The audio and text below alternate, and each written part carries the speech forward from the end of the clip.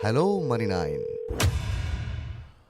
नमस्कार, hello money nine में आप सभी का स्वागत है। मैं हूं सुमित और हफ्ते के दूसरे कारोबारी सत्र में भारतीय बाजारों के अंदर आज एक रफ्तार बनी हुई है। रफ्तार आज अनुमान ये लगाया जा रहा था कि शायद ग्लोबल क्यूज के दम पर ये रफ्तार कैरी करे और आज एक्चुअल में कैरी कर भी रही है। 1% के आसपास की तेजी आज निफ्टी में। सेंसेक्स भी 1% ऊपर है, निफ्टी बैंक 1% ऊपर और स्मॉल कैप मिड कैप सभी 1% ऊपर कामकाज कर रहे हैं। एडवांस डिक्लाइन करीब 2000 शेयर तेजी में और रफली 400 साढ़े 400 शेयर बिकवाली के साथ कामकाज करते हुए, यानी हर एक शेयर की गिरावट के सामने करीब करीब 5 शेयर ऐसे हैं जो कि तेजी में कामकाज करते हुए आपको दिखाई पड़ रहे हैं। सो मार्केट्स में एक अच्छी खरीदारी है, एक ब्रॉडर बेस खरीदारी है और ये ब्रॉडर बेस खरीदारी कितनी सस्टेनेबल है, आगे क्या रणनीति हो, गैप अप ओपनिंग के बाद क्या करें मार्केट्स में, आपके सवालों के जवाब, इन सब पे बातचीत करने के लिए हमारे साथ आज कोलकाता से प्रदीप हल्दर साहब मौजूद भी हैं, जिनसे हम बातचीत करेंगे मार्केट्स को लेकर। प्रदीप जी नमस्कार। गर्मी ज़्यादा बढ़ गई लग रहा है, तभी आपका जैकेट आज गायब हो गया, लेकिन कैसा लग रहा है मार्केट्स में? मार्केट्स में भी गर्मी है कि अभी बेटर है सिचुएशन?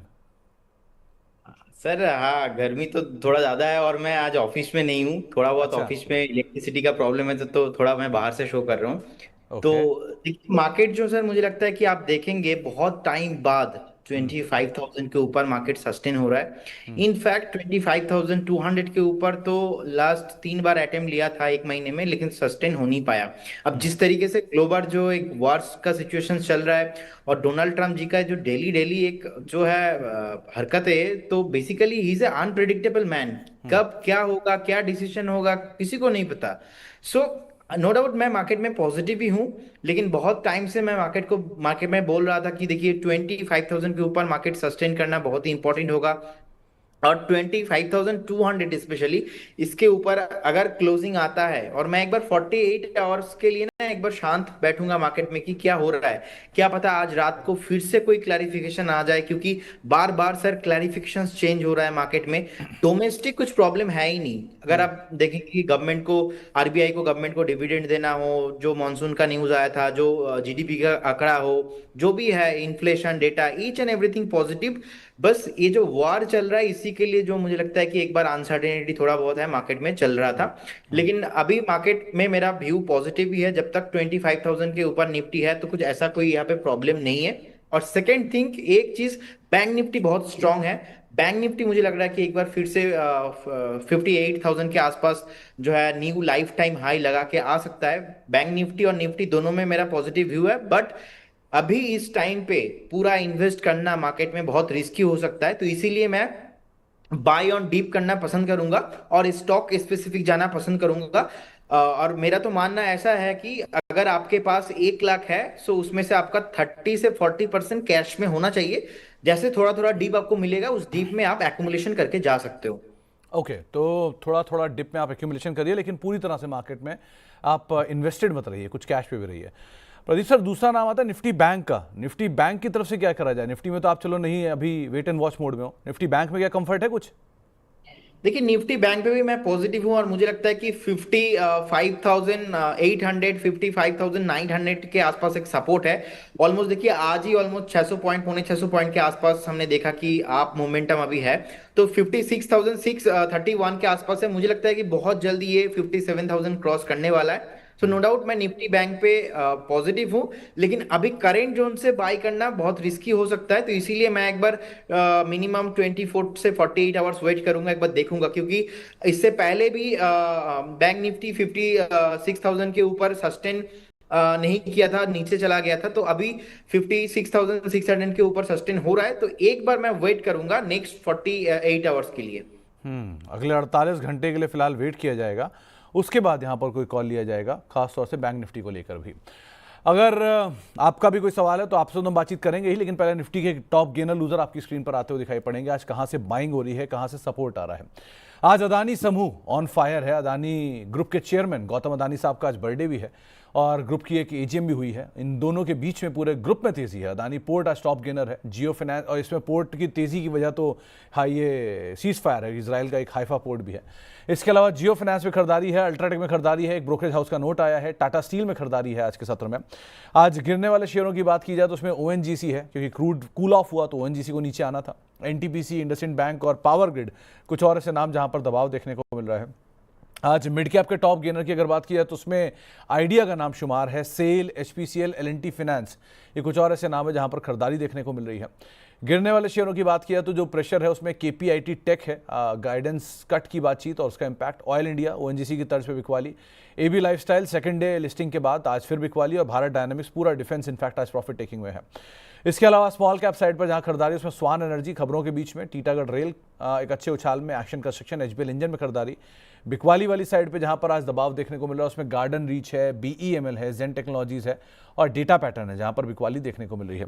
प्रदीप सर, जरा जियो फाइनेंस को देखना, ये हाल फिलहाल के न्यूज़ फ्लोज के बीच में, ब्लैक रॉक के टाइप के बीच में थोड़ी बहुत इसमें हलचल शुरू हुई है, क्या किया जाए अभी? नो डाउट सर, जियो फाइनेंस में मैं तो 212 से मैंने कॉल दिया था मनी 9 पे, अभी भी कॉल एक्टिव ही है। इनफैक्ट हमने एक बार पार्शियल प्रॉफिट बुक भी कराया 280 के आसपास।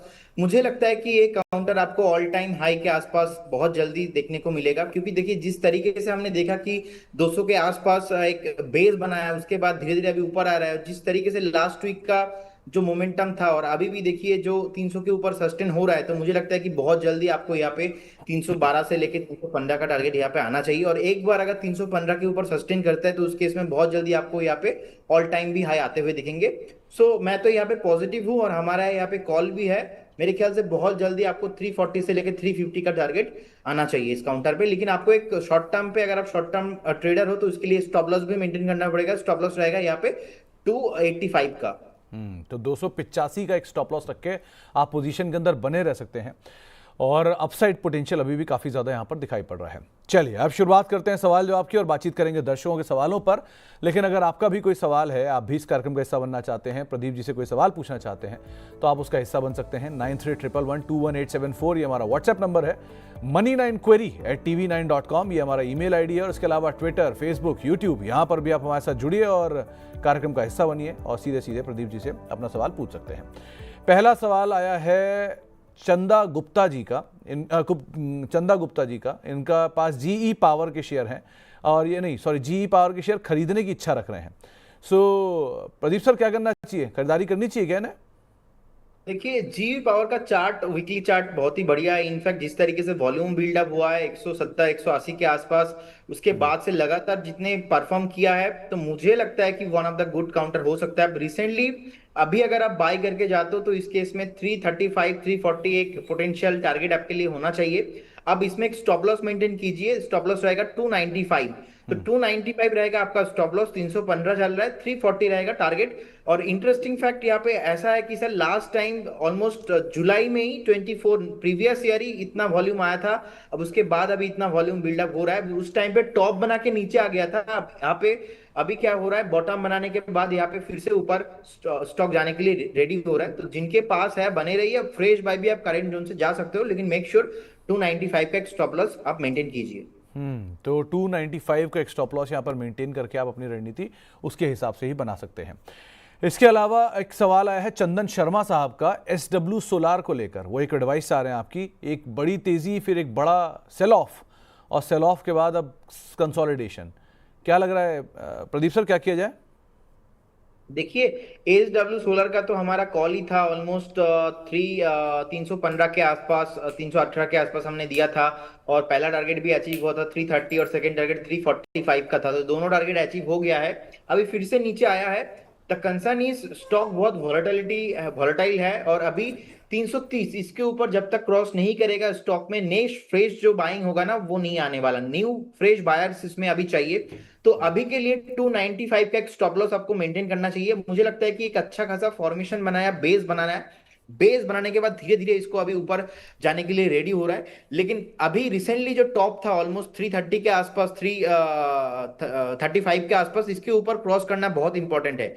अगर इसके ऊपर क्रॉस करता है उस केस में मेरा टारगेट बहुत लंबा है। इसमें 385 से लेकर 390 का टारगेट आ सकता है।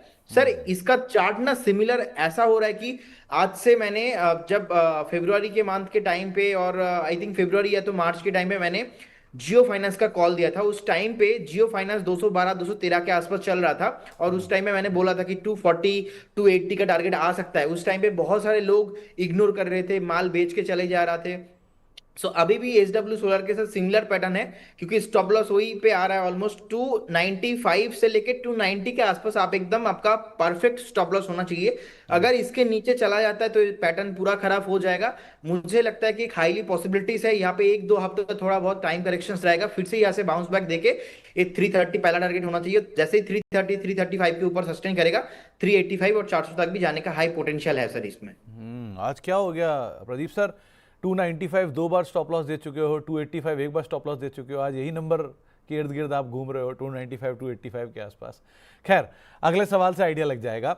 एक सवाल आया है एसबीआई में नई एंट्री को लेकर। अब बताइए आप एसबीआई में कहाँ एंट्री करनी चाहिए, क्या स्टॉप लॉस रखें? SBI right? जी, state bank of India. Okay sir, basically क्या होता है ना, जब भी कोई स्टॉक फॉर्मेशन बनाता है ना, फॉर्मेशन बनाने के टाइम पे ना स्टॉप लॉस परफेक्ट नहीं होता, एक जोन के आसपास होता है। तो मैं इसीलिए हमेशा बताता हूँ कि 285 से लेके 295 290 के आसपास। तो व्यूअर्स को समझना चाहिए कि वो एक बेस है, वो एक जोन है। वो जोन परफेक्ट 1-2 पॉइंट नहीं हो सकता, वो थोड़ा 5 to 7 रुपीज के आसपास ऐसा होता है। देखिए एसबीआई बेसिकली जो है, एसबीआई मुझे बहुत ही अच्छा लगता है। एंड बेसिकली आप देखेंगे 800 के ऊपर अभी सस्टेन भी कर रहा है। बहुत जल्दी काउंटर पे आपको 840 से लेके 850 का टारगेट आना चाहिए। अब no doubt sir, fundamentally number 1 company है पीएसयू में, टेक्निकल भी बहुत बढ़िया पैटर्न है। अब इसमें प्रॉब्लम है कि सर आप जब जब बैंक निफ्टी ऊपर रहेगा, मैं तो इग्नोर करता हूँ बाई करना। कभी भी अगर करंट जोन से 800, मुझे लगता है कि नेक्स्ट अगर आपका व्यू 2 से 3 साल है तो फिर ठीक है। लेकिन करेंट जोन से अगर आप बाय करना चाहते हो तो मैं बोलूंगा एक बार डीप के लिए वेट कीजिए। एक बार आपको 790 780 के आसपास ये जो जोन है, इस जोन के आसपास कभी भी मिलता है तो आप बाय ऑन डीप करके जाइए। और हमने बहुत बार बात किया, उस टाइम पे भी एक बार 830 के आसपास था, 820 के आसपास था, और हमने बताया कि 770 के आसपास आ सकता है। इनफैक्ट बाद में 730 और 770 के आसपास भी आया था। तो ये जो जोन है ना, आपको मेंटेन करना पड़ेगा। नो डाउट इसमें एक अभी अच्छा खासा बेस बन रहा है। मुझे लगता है कि बहुत जल्दी ये 840 से लेके 860 तक अभी आ सकता है। और लॉन्ग टर्म में से सर और भी बढ़िया टारगेट है मेरा, 950 का टारगेट है। ओके, तो 950 लॉन्ग टर्म में आता हुआ दिखाई पड़ सकता है। हिमांशु शर्मा साहब पूछ रहे हैं कि टाटा स्टील 157 के प्राइस में इन्होंने अक्टूबर 2024 में लिया था, 9 महीने बाद कॉस्ट पर आया है, ये होल्ड करें या निकल जाए? आप क्या राय रखते हो? और दूसरा, ये मेटल साइकिल लग रहा है क्या कहीं बॉटम के इर्द गिर्द है अपने? सर मुझे लगता है कि जितना नीचे आना था ऑलरेडी आ चुका है। अभी तो नीचे आने का ज्यादा पॉसिबिलिटीज नहीं है। और स्पेशली टाटा स्टील का अगर हम चार्ट देखेंगे, अभी मुझे लगता है कि 164 165 तक जा सकता है, हाई पोटेंशियल है। रिसेंटली जो बेस था, बेस फॉर्मेशन हो चुका है, धीरे धीरे ऊपर आ रहा है।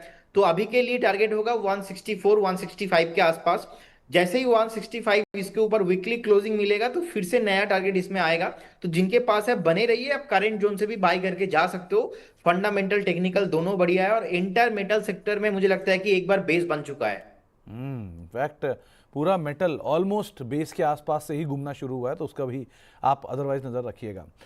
क्रिसिल लिया है एक सवाल में 4450 रुपए के दाम पर। अब वो पूछ रहे हैं क्या इसमें प्रॉफिट बुक कर लेना चाहिए? लो वॉल्यूम ट्रेड है, कम चर्चा में रहता है, क्या किया जाए इसमें? सर आज का ना मेरा पीक ही था क्रिसिल। एंड एक्चुअल में देखिए मैं आपको बताता हूँ, सेक्टर रोटेशन हो रहा है। और सेक्टर रोटेशन में ना अभी रेटिंग कंपनी आ रहा है मेरा स्किनर में। तो यही कंपनी है, मुझे लगता है कि 5924 के आसपास अभी चल रहा है। इनफैक्ट हमने तो कल, हमारे एक डिस्क्लेमर भी दे देता हूँ, हमने हमारे क्लाइंटों को भी बाय कराया।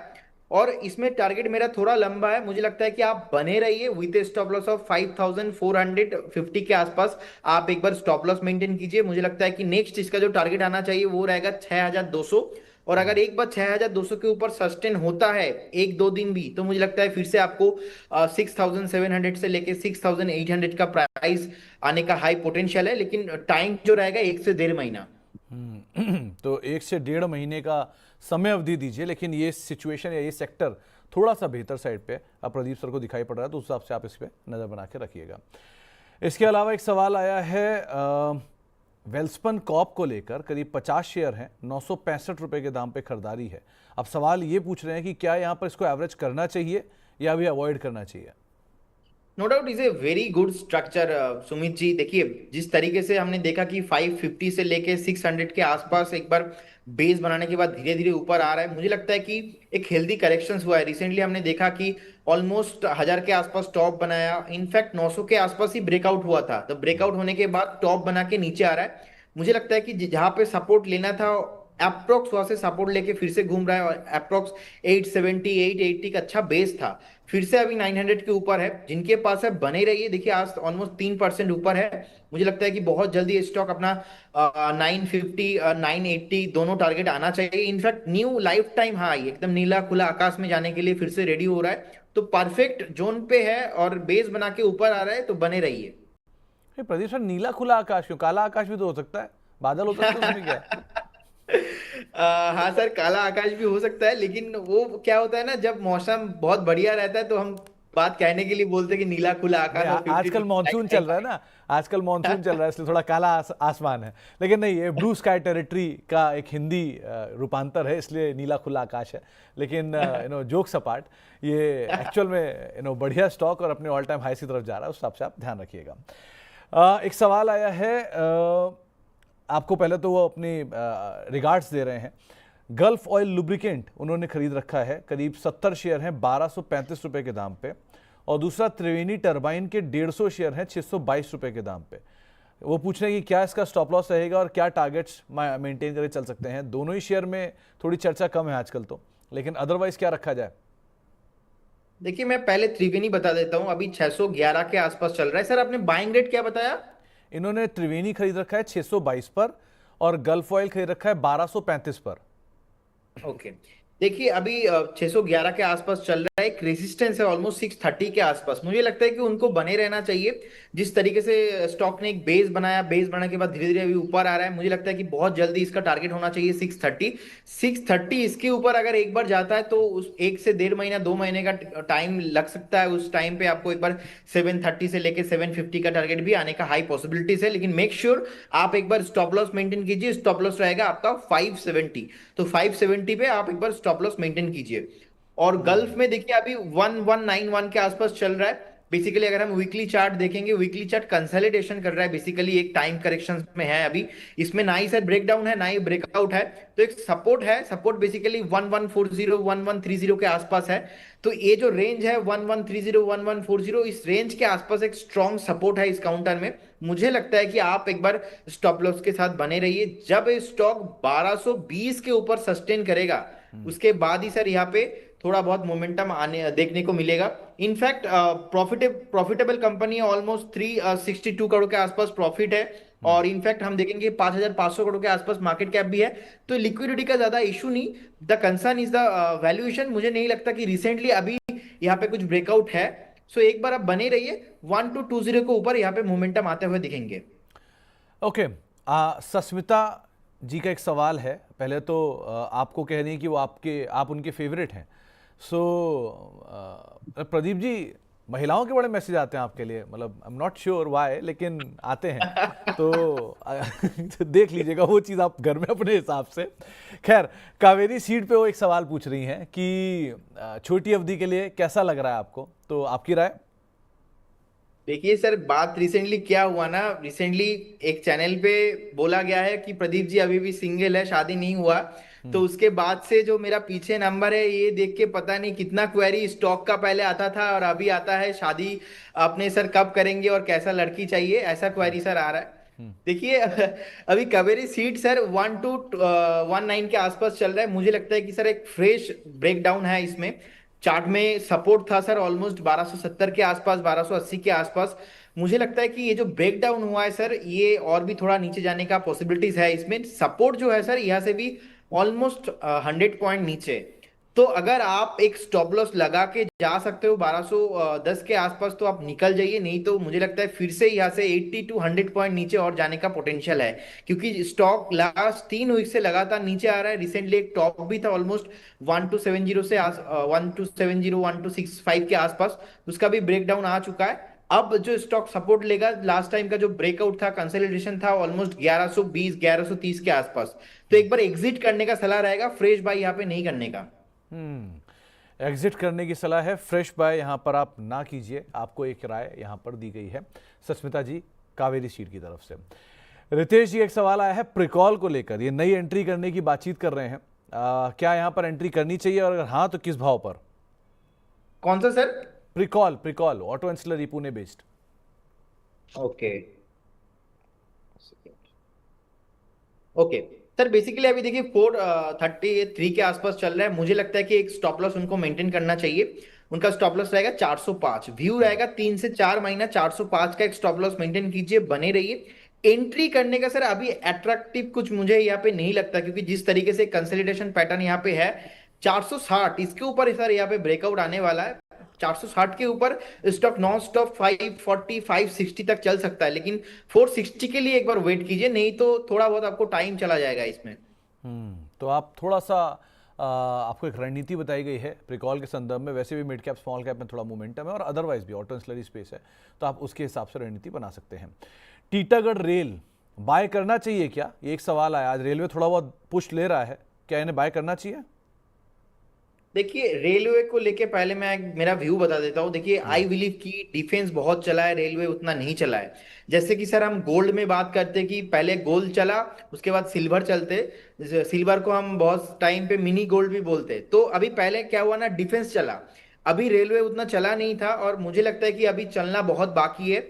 अगर आप बाय करो तो मेक श्योर आपका एक व्यू होना चाहिए दिसंबर तक, बिकॉज बिफोर द बजट जनवरी दिसंबर तक मुझे लगता है कि यहाँ पे एक रैली बन सकता है। नो डाउट आप अभी देखिए बॉटम भी बनाया, बॉटम बनाने के बाद धीरे धीरे ऊपर आ रहा है। एक रेसिस्टेंस है ऑलमोस्ट 980 990 के आसपास, आप करंट जोन से भी बाय करके जा सकते हो। इस केस में आपको एक स्टॉप लॉस मेंटेन करना होगा, स्टॉप लॉस रहेगा आपका 860। मुझे लगता है अगर आप 6 से 8 महीना थोड़ा बहुत टाइम देते हो, स्टॉक आपको 1250 से लेके 1300 के भाव भी आ सकता है।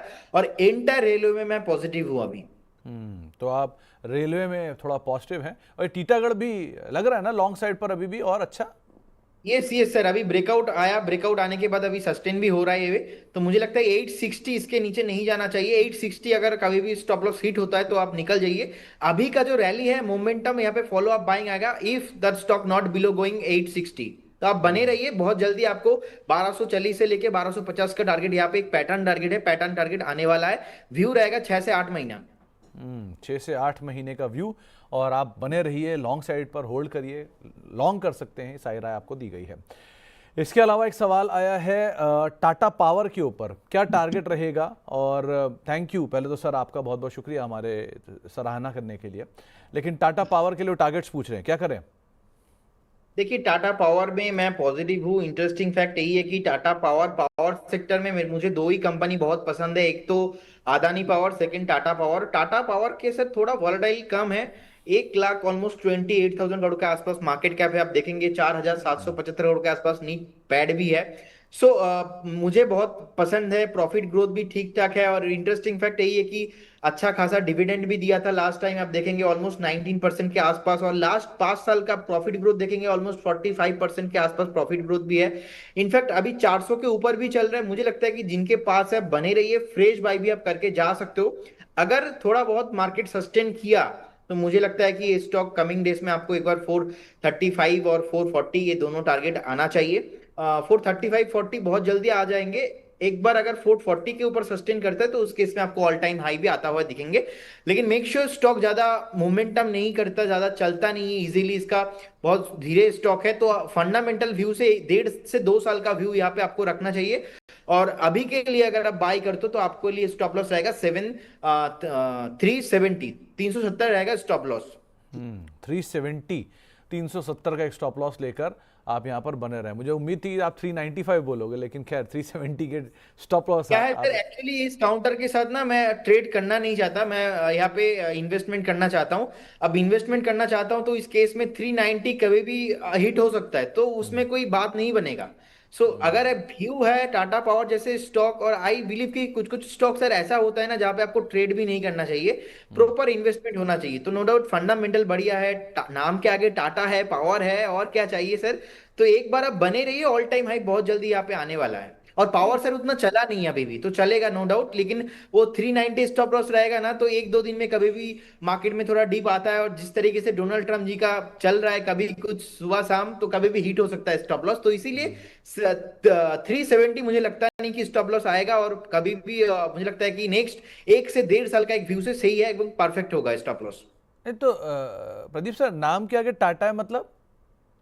देखिए नाम के आगे सर टाटा है, आपको पता ही है कि Tata group and enter the Tata sectors कैसे बिलीव है इंडिया में, और जिस तरीके से देखिए इनका बैलेंस शीट है, और लास्ट 4 से 5 साल का आरओआई है, सेल्स ग्रोथ है, रेवेन्यू है, सो नो डाउट एक भरोसा है लोगों का। और नो डाउट मैं पॉजिटिव हूँ बहुत। देखिए एक तो जब मैं अदानी का बात बोलता हूँ तो अदानी मीन्स वॉलेटिलिटी, मैं हमेशा बताता हूँ, लेकिन टाटा मीन्स थोड़ा आपको यहाँ पे आप रिलीफ मिलेगा कि नहीं, यहाँ पे एटलीस्ट आप इन्वेस्टमेंट करके, फिलहाल स्टॉक मार्केट में कुछ भी गारंटी नहीं होता है, stock market always performance, past performance future में रिफ्लेक्ट नहीं होता है, लेकिन फिर भी टाटा पावर जैसे कंपनी मुझे लगता है कि आपको नेक्स्ट 2 से 3 साल, 1.5 साल अगर आप रखते हो तो इसमें आपको मुनाफा ही होने वाला है।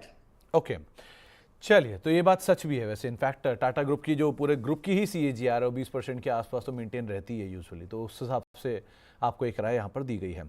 एक सवाल आया है सेलिब्रेशंस हैंडल से, वो पूछ रहे हैं कि अदानी पावर में एक्यूमुलेशन किया जाए क्या, और अगर किया जाए तो कहाँ करना चाहिए? देखिए अदानी पावर बेसिकली बहुत वॉलेटाइल है, and मैं अदानी पावर को लेके पॉजिटिव हूँ। इनफैक्ट जब भी हमने टाटा पावर का बात बोला, टाटा पावर सर 1.5 साल लग सकता है, लेकिन आपको ज्यादा प्रोबेबिलिटी है कि आपको रिटर्न देके ही जाएगा, आप यहाँ पे लॉस में नहीं जाओगे।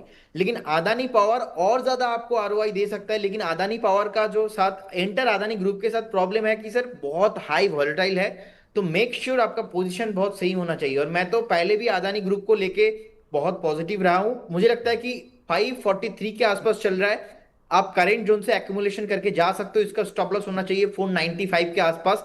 कभी भी अगर आपको 530 525 के आसपास मिलता है तो बाय ऑन डीप करके जाइए। इसका टारगेट मुझे लगता है कि बहुत जल्दी आपको 650 से लेके 700 का टारगेट आना चाहिए। एंड आज तो अदानी जी का बर्थडे भी है, तो उनके लिए भी अगर मैं टैग भी करूंगा इस वीडियो को, तो अदानी जी को एंड एंटर अदानी ग्रुप को सबके लिए बहुत बहुत शुभकामनाएं उनके लिए, क्योंकि उनके इतना बढ़िया अभी एम्पायर हुआ है, बहुत सारे इन्वेस्टर्स आज उनके साथ है, बहुत सारे लोग उनके साथ अब काम कर रहे। So I wish best of luck and most happy birthday to you Gautam Adani ji. Gautam Adani ji का आज बर्थडे है, और ग्रुप की आज एक मीटिंग भी थी, न्यूज़ फ्लोज भी काफ़ी हैं, और दोनों सबका इम्पैक्ट भी है, मार्केट भी सैल्यूट कर रहा है। इनफैक्ट पूरा बाजार ही तेज़ है, चाहे अदानी की कोई भी कंपनी उठा लिया, सब में खरीदारी देखने को मिल रही है। आगे बढ़ते हैं, और एक अगला सवाल जो आया है वो एल्काइल अमाइन पे है, राहुल वर्मा साहब का। इनका खरीदारी का दाम है 2408 रुपये, 3 से 4 साल तक ये होल्ड कर सकते हैं। और दूसरा M&M, इनकी बाइंग है 575 रुपये के दाम से। सो एक बढ़िया मल्टी बैगर इनके लिए बना है ये, क्या किया जाए इन दोनों में? देखिए पहले मैं महिंद्रा महिंद्रा का बात बता देता हूँ, स्ट्रक्चर बहुत ही स्ट्रांग है। इनफैक्ट सर अभी भी स्टॉक में मोमेंटम नहीं आया, मुझे लगता है कि स्टॉक फटने वाला है बहुत जल्दी। एक बार अगर 3220 इसके ऊपर क्लोजिंग मिलता है तो मुझे लगता है कि बहुत जल्दी स्टॉक में एक रैली आने वाला है। इनफैक्ट बहुत टाइम से सर कंसोलिडेशन कर रहा है, इनफैक्ट ऑलमोस्ट ट्रिपल टॉप बना दिया था, ऑलमोस्ट 3230 3225 के आसपास स्टॉक जाता है, फिर से स्टॉक नीचे आ जाता है। लेकिन इस बार अगर मार्केट थोड़ा भी बहुत साथ देता है तो मुझे लगता है कि बहुत जल्दी स्टॉक आपको 3450 एंड 3700 दोनों टारगेट आपको नेक्स्ट 3 से 4 महीने में देखने को मिलेगा। इनफैक्ट अभी भी स्टॉक रेंज के अंदर फंसा हुआ है, ब्रेकआउट नहीं आया है वीकली चार्ट में। वीकली चार्ट में एक बार अगर सस्टेन करता है 3220 के ऊपर तो मुझे लगता है बहुत जल्दी स्टॉक आपको यहाँ पे बहुत ही धमाका रिटर्न देने वाला है। तो एक राय आपको दी गई है M&M के संदर्भ में, और दूसरा ये अल्काइल अमाइन, इसमें क्या करें? देखिए अभी बने रहिए, आज तो सर 2180 के आसपास चल रहा है, मुझे लगता है कि बहुत जल्दी स्टॉक 2350 एंड उसके बाद जो 52 वीक हाई है ऑलमोस्ट वो भी टच करने वाला है। जिस तरीके से यहाँ पे एक फॉलो अप बाइंग आया है, और इनफैक्ट मॉर्निंग स्टार पैटर्न के साथ बेस बना था लास्ट टाइम वीकली पैटर्न में। जब जब morning star pattern candlestick pattern बनता है उसके वहां पे वॉल्यूम आता है और बेस बनता है, उसके बाद सर वहां पे थोड़ा बहुत ज्यादा जो रैली है वो सस्टेन करता है। तो मेरे ख्याल से जिनके पास है बने रहिए, फ्रेश बाय यहाँ पे करने का सलाह नहीं होगा, क्योंकि लास्ट 3 से 4 हफ्ता नॉन स्टॉप भाग रहा है। तो मेरे ख्याल से एक बार अगर 2080 2070 के आसपास मिलता है, मतलब यहाँ से भी ऑलमोस्ट 100 पॉइंट नीचे, तो उस टाइम पे बाय ऑन डीप अप करके जाइए। मुझे लगता है बहुत जल्दी यहाँ पे आपको ऑल टाइम हाई आते हुए दिखेंगे, और इनफैक्ट बहुत जल्दी जो 2409 का 52 हाई है ऑलमोस्ट उसके आसपास, तो मुझे लगता है कि वहां पे भी आपको देखने को मिलेगा, तो बने रहिए। तो नहीं, एक बात बताओ, ये मॉर्निंग स्टार मतलब दिन में तारे दिखना? सर बेसिकली क्या होता है ना, कोई भी कैंडल, कोई भी स्टॉक अगर नीचे आ रहा है, नीचे आते आते उसका जो प्रीवियस डे का प्रीवियस, अगर हम डेली देखते हैं तो डेली कैंडल, अगर हम वीकली देखते हैं तो वीकली कैंडल, तो मैं शॉर्ट टाइम फ्रेम में कभी कभी डेली देख लेता हूँ, कभी कभी वीकली देख लेता हूं। तो एल्केम एमाइनस के साथ क्या हुआ, वीकली चार्ट में ना जो इसका ट्रेंड खराब हुआ था, ट्रेंड खराब होने के बाद बेसिकली एक छोटा सा कैंडल बनाया, और इसका जो प्रीवियस पूरा डाउनफॉल का जो कैंडल था उसका पूरा रिकवर करके एक मोरूबोजू कैंडल बनाता है, और उसके ऊपर सस्टेन करने लग जाता है और स्टॉप लॉस नहीं करता है। तो ऐसे पैटर्न को ना हम मॉर्निंग स्टार पैटर्न बोलते हैं। तो जब भी ऐसे पैटर्न आप देखेंगे बेस के टाइम, मान लीजिए कोई भी स्टॉक का जो प्रीवियस सपोर्ट है, उस सपोर्ट के टाइम अगर मॉर्निंग स्टार पैटर्न में बेस बनाता है तो थोड़ा ज्यादा प्रोबेबिलिटी रहता है वो लॉन्ग टाइम चलने का। तो इस स्टॉक के साथ भी वही सर चल रहा है अभी। अच्छा, मतलब वो टेक्निकल शब्द था तो सर आप पूछना जरूरी था। खैर, आगे बढ़ते हैं। और राहुल दास साहब पूछ रहे हैं कि एरोफ्लेक्स इंडस्ट्रीज में क्या करें, 195 रुपए के दाम पे नहीं खरीदारी है, अभी क्या करना चाहिए? देखिए मुझे लगता है कि देखिए जिस तरीके से बेस बनाया, बेस बनाने के बाद धीरे धीरे स्टॉक ऊपर आया था, लेकिन मुझे इसका थोड़ा वैल्यूएशन सही नहीं लगता, और आप देखेंगे आज भी थोड़ा डाउन है। बने रहिए विथ स्टॉप लॉस 192 के आसपास, आपका स्टॉप लॉस होना चाहिए। स्टॉक में रैली होगा मुझे लगता है एक बार 210 के ऊपर सस्टेन करने में, तो 210 एक मुझे लगता है कि बहुत इंपॉर्टेंट लेवल हो सकता है। फिलहाल जिस तरीके से लास्ट वीक ऊपर गया है, मुझे लगता है कि और भी प्रॉफिट बुकिंग यहाँ पे हो सकता है। तो करेंट जोन से आप एक बार एग्जिट करके जा सकते हो, क्योंकि अगर स्टॉक नीचे गिरा तो मुझे लगता है कि एक बार 175 180 के आसपास फिर से एक बार रिटेस्ट हो सकता है। तो आप को राय दी गई है एरोफ्लेक्स इंडस्ट्री के संदर्भ में, और एरोफ्लेक्स की अगर तेज़ी आती है तो आप लोग सैट इंडस्ट्री में भी नज़र रखिएगा, कि वो इसकी पेरेंट है, तो इसमें तेज़ी शायद वहाँ पर भी वर्कआउट करते हुए दिखाई पड़े। इसके अलावा संवर्धना मदरसन पे स्वीटी दुबे जी का एक सवाल है, ये नई खरीदारी करने की इच्छा रख रही हैं, क्या खरीदारी करनी चाहिए इसमें? देखिए no doubt is a very good company Sumit ji, and fundamentally भी बहुत स्ट्रांग है, और मैं तो बहुत काफी टाइम से फॉलो कर रहा हूँ कंपनी को, ट्रैक कर रहा हूँ। मुझे लगता है कि आपको बाय करना चाहिए, लेकिन व्यू होना चाहिए मिनिमम 1 साल। 1 साल अगर व्यू रहते हैं आपका, तो मुझे लगता है फिर से स्टॉक आपको एक बार 190 से लेके 200 के आसपास भाव मिलेगा। इनफैक्ट लास्ट टाइम भी देखेंगे ऑलमोस्ट 220 के आसपास प्राइस था, 220 215 220 के आसपास वहां से स्टॉक नीचे गिर गया था। अभी रिसेंटली जो ऑलमोस्ट नीचे था, ऑलमोस्ट 135 से लेके 140 के आसपास, वहां से फिर से स्टॉक घूम चुका है और बॉटम बना के फॉलो अप बाइंग भी आ रहा है। बस यहाँ पे न्यू बायर्स चाहिए, और तो बहुत जल्दी स्टॉक 175 180 का टारगेट, और अगर एक बार 195 के ऊपर सस्टेन करता है तो मुझे लगता है कि एक बार स्टॉक फिर से जो इसका ऑल टाइम हाई था जाने का हाई पॉसिबिलिटीज है। तो बने रहिए, फ्रेश बाई भी आप करेंट जोन से करके जा सकते हो। इसके इसमें स्टॉप लॉस होना चाहिए आपका 134।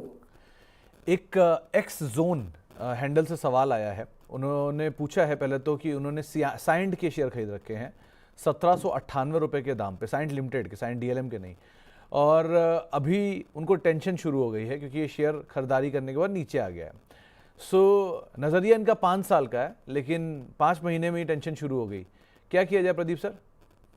तो मेक श्योर जब आप कोई भी स्टॉक में निवेश करते हो उसका फंडामेंटल एक बार आप चेक कर लीजिए, तो ऑलवेज बेटर होता है। बट फंडामेंटल के साथ आपको प्राइस एक्शन फॉलो करना और बहुत ही इंपॉर्टेंट होता है। देखिए एक सपोर्ट था ऑलमोस्ट 2021 के बाद, एक सपोर्ट था, वो सपोर्ट अभी मुझे लगता है कि वो सपोर्ट ब्रेक नहीं होना चाहिए। रिसेंटली एक बॉटम बनाया, ऑलमोस्ट सर बॉटम है 1160 1200 के आसपास। तो अगर आपका बाइंग है नेक्स्ट 5 इयर्स के लिए, गलती सर यहाँ पे ऐसे हो जाता है कि स्टॉप लॉस हिट हो जाता है तो हम उस पर्टिकुलर काउंटर से एग्जिट नहीं करते। तो मुझे लगता है एक बार आप बने रहिए विथ स्टॉप लॉस ऑफ 1160। अगर इसके नीचे बाय चांस कभी भी जाता है तो आपको एग्जिट करना चाहिए, किसी से पूछना भी मत, आप सीधा सीधा आप एग्जिट कर जाइए। आप एक बार बने रहिए, हो सकता है कि एक बार बहुत जल्दी जो इसका रिसेंट जो टॉप था ऑलमोस्ट 1600 के आसपास वो प्राइस देखने को मिले, लेकिन उनका जो बाइंग प्राइस है आने में मुझे लगता है कि बहुत टाइम लगने वाला है। तो एक बार स्टॉप लॉस के साथ बाइंग कीजिए। एवरेज करने का सलाह नहीं दूंगा क्योंकि चार्ट पैटर्न बहुत खराब है इसका। तो एवरेज करने की राय तो फिलहाल नहीं दी गई है क्योंकि चार्ट पैटर्न थोड़े ख़राब हैं, लेकिन आपको लेवल्स बताए गए हैं, उनको आप ज़रूर ध्यान रखिएगा। और वैसे भी सर एक बहुत सीधी सी बात है, पहले पढ़ाई करके फिर शेयर लेना ज़्यादा एडवाइसेबल है, लेने के बाद पढ़ाई करना इतना ज़्यादा कारगर होता नहीं है। सो इसीलिए एग्जैक्टली पहले एग्जैक्टली और एक सर बेसिकली क्या है, आई बिलीव कि कोई भी स्टॉक अगर आप 5 7 7 साल के लिए ले रहे हो, उसके भी लिए आपको एक स्टॉप लॉस और टारगेट होना चाहिए। मान लीजिए कभी भी एक मेजर लेवल जो है, सपोर्ट जो है वो ब्रेक होता है, तो उस केस में आपको एग्जिट भी करना चाहिए। इस केस में सर बहुत सारे लोगों का प्रॉब्लम है ना, वो मतलब कोई किसी का भी वीडियो देखते हैं, और आजकल सर जिस तरीके से जो फेक इन्फ्लुएंसर है, अभी पता है कल मतलब आप ही का शो देख के किसी ने हमको कॉल किया था, कॉल करके बोल रहे सर हमारा इतना लाखों का नुकसान हो गया है, हमने किसी को पैसा दे दिया है। तो मैंने बोला सर वो सेबी रजिस्टर्ड है क्या, आपने किसको पैसा दिया है? तो बोला सर हमको नहीं पता। तो बहुत सारे लोगों का क्या है ना, आजकल जो फेक इन्फ्लुएंसर इंक्रीज हो चुका है। सेबी का भी इतना गाइडलाइन, सेबी भी अभी स्ट्रिक्ट हो रहा है बहुत, लेकिन ये फेक इन्फ्लुएंसर के लिए बहुत सारा लोगों का नुकसान हो रहा है। तो कभी भी मेरा मानना है यहाँ पे ऐसा है कि आप अगर आप 3 साल 5 साल के लिए इन्वेस्ट कर रहे हो, तो आपको एक स्टॉप लॉस मेंटेन करना बहुत इंपॉर्टेंट होता है, और वो सर लोग मेंटेन नहीं करता है। तो इनफैक्ट बाजार में पैसा कमाने से ज़्यादा ज़रूरी पैसा बचाना है, चाहे वो कहीं से भी बचाइए, वो ज़्यादा ज़रूरी है। कमाई तो लेंगे ही, अगर आप बचा पाए अपना पैसा तब। आगे बढ़ते हैं। एक न्यूजन टेक के ऊपर एक सवाल आया है सैनी साहब का। इनके पास 60 शेयर हैं 1372 रुपए के दाम पर, क्या करना चाहिए इसमें? देखिए अभी तो फ्रेश ब्रेकडाउन इसमें आया है, और रिसेंटली जो ऑलमोस्ट 1180 एक सपोर्ट था वो टूट चुका है। इसका नेक्स्ट सपोर्ट सर है ऑलमोस्ट 1080 के आसपास, तो बहुत दूर हो रहा है 1080, लेकिन उससे पहले कोई स्ट्रॉन्ग सपोर्ट नहीं है। तो अगर आप करेंट जोन से एक बार एग्जिट करके जा सकते हो तो कीजिए, नहीं तो एक बार 1080 आपके लिए फाइनल स्टॉप लॉस रहेगा। बहुत ही वॉलेटाइल काउंटर है। इनफैक्ट मैंने एक बार आज से 1 महीना पहले रिकमेंड किया था, उस टाइम पे 1050 के आसपास था, और हमने एग्जिट भी करा दिया ऑलमोस्ट 1250 के आसपास। अभी देखिए फिर से नीचे आ रहा है। अभी इसमें मुझे लगता नहीं कि ज्यादा कुछ पॉसिबिलिटीज है, क्योंकि जिस तरीके से स्ट्रक्चर खराब हुआ है इसका वीकली बेसिस पे, और लगातार 3 से 4 हफ्ता नीचे आ रहा है, मुझे लगता है एक बार ये स्टॉक फिर से 1080 1090 के आसपास आने का हाई पोटेंशियल है। तो आप करेंट जोन से एक बार एग्जिट करके जा सकते हो, नहीं तो 1080 आपके लिए स्टॉप लॉस रहेगा। अब बाकी 1080 के नीचे भी चला जाता है तो आपको फिर से एग्जिट ही करना है, तो उसमें थोड़ा आपको ज्यादा लॉस हो सकता है। तो 1040 इसको आप ज़रूर ध्यान रखिएगा, उसके हिसाब से ही कॉल लीजिएगा। एक सवाल आया है आईडीएफसी फर्स्ट के ऑप्शन के ऊपर। ये सवाल पूछा गया है अशोक मुंजाल जी की तरफ से। 71 रुपये की स्ट्राइक का इनके पास ऑप्शन है, 3 रुपये के आसपास इन्होंने खरीदारी की है, क्या करना चाहिए इसमें? Sir call option right? जी जी, कॉल है, इन द मनी है फिलहाल ये। ओके। सो कितने पे बाई किया है सर? 3 रुपये पे। सो अभी तो सर इसका प्राइस चल रहा है 1.30। देखिए 1.30 के आसपास चल रहा है। मुझे लगता है कि देखिए आप अभी 71 के आसपास है, और अभी मंथ एंड ही होने वाला है, तो स्टॉक अभी बेसिकली कॉल ऑप्शन भागेगा नहीं उतना ज्यादा, अगर यहाँ पे ज्यादा मोमेंटम नहीं आता है तो आप करेंट जोन से ना एक बार एग्जिट करने का सलाह रहेगा। अब मेक श्योर एक चीज, ऑप्शन में जब भी कोई आप इन्वेस्ट कर रहे हो तो एक चीज आपको ध्यान रखना पड़ेगा, option basically intrinsic value plus time value. मतलब 71 पे आपने लिया है, अभी 72 चल रहा है, 71 का अगर आपने कॉल ऑप्शन लिया है, मतलब इसका टाइम वैल्यू भी अभी ज्यादा नहीं है, क्योंकि मंथ सर एंड ही होने वाला है। अभी बेसिकली देखिए जो 71 से 72 हुआ मतलब 1 रुपीज, अभी कॉल का प्राइस भी वही चल रहा है 1.35, तो मतलब इसमें टाइम वैल्यू कुछ है ही नहीं, जो है थोड़ा बहुत इंट्रेंसिंग वैल्यू। अगर ये पर्टिकुलर अभी यहाँ से और भी 5 to 6% 7% नहीं भागता है, तो एक कॉल ऑप्शन नहीं चलेगा ऊपर। सो अल्टीमेटली आपका लॉस ही होने वाला है। सो एक बार बेटर रहेगा आप जो भी आपका हो रहा है, थोड़ा बहुत लॉस नुकसान लेके आप निकल जाइए, और मेक श्योर जब भी आप बाय कर रहे हो आपका प्रॉपर एक स्टॉप लॉस होना चाहिए। और सेकंड थिंग, ऑप्शंस में मंथ एंड पे और जब भी एक्सपायरी के आसपास होता है उस टाइम पे आप एक बार इग्नोर कीजिए ट्रेड करना। तो क्योंकि उस समय पर प्रीमियम बचता नहीं है, इसलिए आपको राय दी जा रही है कि आप उस समय पर ट्रेड ना करें। ऑप्शन वैसे भी होल्ड करने वाली चीज़ नहीं है, मोमेंटम को राइड करने वाली चीज़ है। जैसे ही मोमेंटम मिला आप लेकर निकलिए, एल्स अगर आपने उसे ट्रेडिंग की तरह होल्ड करना शुरू कर दिया तो उसमें लॉस होने की प्रोबेबिलिटी काफ़ी हाई होती है। आगे बढ़ते हैं और हमारे साथ बातचीत करने के लिए एक दर्शक मौजूद हैं, जितेंद्र जी हैं मोतिहारी से। जितेंद्र जी नमस्कार। हाँ नमस्कार सर। नमस्कार जितेंद्र जी, क्या सवाल है आपका? जी मेरे पास सर मेरे पास सेल का शेयर है 109 को 136 का रेट है। आपके पास सेल और के एक शेयर गेल है। ओके। जी जी। और गेल किस भाव पे? गेल भी है मेरे 220 का है सर, 120 शेयर। ओके 220 टर्म में क्या करना चाहिए सर? 120 शेयर हैं। ओके, दोनों में लॉन्ग। ये पीएसयू में आप सिर्फ शेयर लेते हो क्या जितेंद्र जी? हाँ सर, ज्यादातर तो पीसीबी का लिए थे। ऐसा क्यों? हमें लगता है कि लॉन्ग टर्म में ये अच्छा रिटर्न देगा।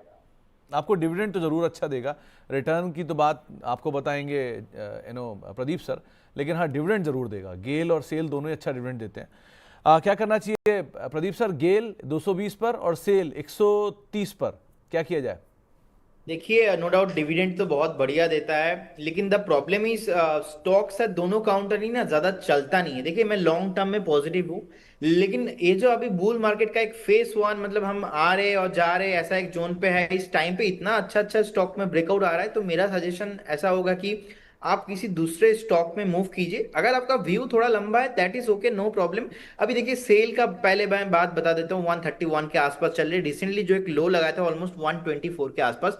तो करेंट जोन से आप एक बार 124 का एक स्टॉप लॉस मेंटेन कीजिए और बने रहिए। मुझे लगता है कि नेक्स्ट जो टारगेट होगा 137, 137 के ऊपर एक बार वीकली क्लोजिंग मिलता है, तो उस केस में आपको एक बार 148 से लेके 150 का टारगेट यहाँ पे पॉसिबिलिटीज है। बट बहुत धीरे चलता है, तो इसलिए थोड़ा स्लो मोमेंटम होता है काउंटर। और गेल में देखिए, बेसिकली 185 के आसपास अभी चल रहा है। डेली कैंडल्स में आप देखेंगे एक बार रेसिस्टेंस है ऑलमोस्ट 195 के आसपास, तो 195 के ऊपर जैसे सस्टेन करेगा उस टाइम पे 220 से लेके 225 का टारगेट आता हुए दिखेंगे आप। इसका फंडामेंटल भी बढ़िया है, 12,000 करोड़ के आसपास। लिक्विडिटी का सर कुछ इशू नहीं है, the concern is the valuation के साथ ये स्टॉक ना उतना ज्यादा चलता नहीं है, बहुत स्लो है, धीरे चलता है।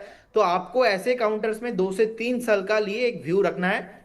अगर आपके पास थोड़ा अदर्स काउंटर्स में जाने का अपॉर्चुनिटी मिलता है, तो मेरा सजेशन यही है कि दोनों में से कोई भी एक काउंटर पे, अगर जैसे ही आपका थोड़ा बहुत लगे कि नहीं मैं एग्जिट कर सकता हूं, अभी एग्जिट करके किसी और काउंटर पे आप शिफ्ट हो जाइए।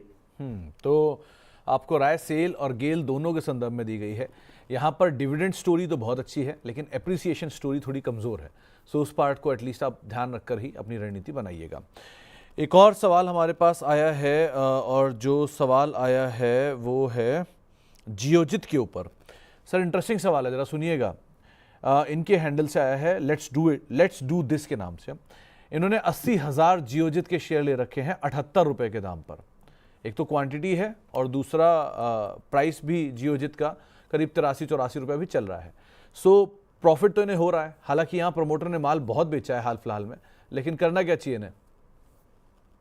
देखिए सर, आई थिंक इन्होंने ना एक क्वेश्चन पहले ही पूछा है। 3 से 4 हफ्ता, हाँ, आपको ही किया था और आपने भी मुझे पूछा था। देखिए, लास्ट 3 साल में प्रोमोटर ऑलमोस्ट 6% के आसपास जो खुद का होल्डिंग है बेचा है। आप लास्ट 6 महीने का भी रिटर्न देखेंगे, ऑलमोस्ट 30% नेगेटिव ही है। क्वार्टर टू क्वार्टर भी सेल्स देखेंगे 15% नेगेटिव है, और मार्केट कैप भी से ज्यादा नहीं है, ऑलमोस्ट 2,300 करोड़ के आसपास है।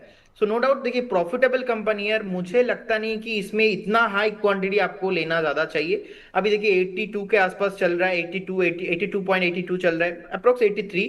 सो बेसिकली मुझे लगता है कि आपको एक 77 का स्टॉप लॉस मेंटेन करना चाहिए और बने रहिए। आपको जैसे ही थोड़ा बहुत लगे कि नहीं सही है, कि कॉस्ट टू कॉस्ट में चलो आ चुका है। बाइंग सर आपने कितना बताया? इनकी 78। 78 मतलब प्रॉफिट में ही चल रहा है। तो एक बार सलाह रहेगा, जिन्होंने एक क्वांटिटी लिया है 50% आप एग्जिट कर जाइए। अगर आपको ऐसे ही फिनेंशियल सर्विसेज के साथ जाना है, तो बीएससी है, सीडीएसएल है, केफिनटेक है, कैम्स है, बहुत अलग अलग काउंटर है, लेकिन वाई जियोजी मुझे लगता नहीं कि सर यहाँ पे ज्यादा वेट करना उनके लिए सही हो सकता है। तो एक बार 50-60% क्वांटिटी आप करेंट जोन से एग्जिट कर जाइए, बाकी बने रहिए with stop loss of cost to cost buying, जो आपका प्राइस है उसी के साथ बने रहिए। कभी भी अगर 87 88 का प्राइस मिलता है आप निकल जाइए, लेकिन 50% करेंट जोन से आप एक बार एग्जिट करना सही होगा, क्योंकि आपने बहुत हाई क्वांटिटी लिया है। बाई चांस अगर नीचे आता है, तो उस केस में आपको बहुत सारा नुकसान हो सकता है। तो आपको एक राय दी गई है जियोजित फाइनेंस के हिसाब से, आप थोड़ा सा प्रॉफिट ले सकते हैं, और एटलीस्ट क्योंकि बड़ी क्वांटिटी उस हिसाब से, बाकी आप रणनीति अपने हिसाब से तय कर सकते हैं। संजीव जी आपके प्रशंसक भी हैं, फैन भी हैं, पूछ रहे हैं कि टाटा इन्वेस्टमेंट का शेयर होल्डर है ये, 43 शेयर इन्होंने ले रखे हैं, 4,000 रुपये के दाम पर इनकी खरीदारी है। क्या ये शेयर को होल्ड करें या निकल जाएं?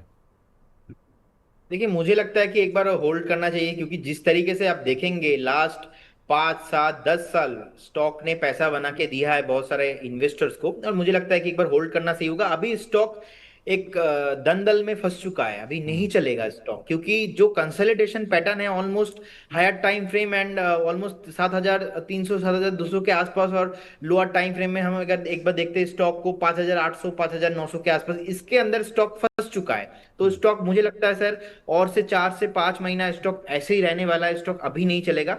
फिलहाल बने रहिए, ऐसा बहुत रिटर्न दे दिया है ऑलरेडी स्टॉक ने। आप देखेंगे लास्ट 2 से 3 साल कहाँ था प्राइस, ऑलमोस्ट कहाँ से कहाँ हो गया अभी। तो इसीलिए थोड़ा ये जो करेक्शन है, टाइम करेक्शन होता है, प्राइस करेक्शन जितना होना था हो चुका है, अभी टाइम करेक्शन हो रहा है। तो एक बार बने रहिए, बहुत जल्दी जैसे ही ब्रेकआउट आएगा 7,300 के ऊपर, मुझे लगता है स्टॉक ऑल टाइम हाई में जाने के लिए पॉसिबिलिटीज है, तो बने रहने का सलाह होगा। फ्रेश भाई अभी ना कीजिए तो अच्छा है।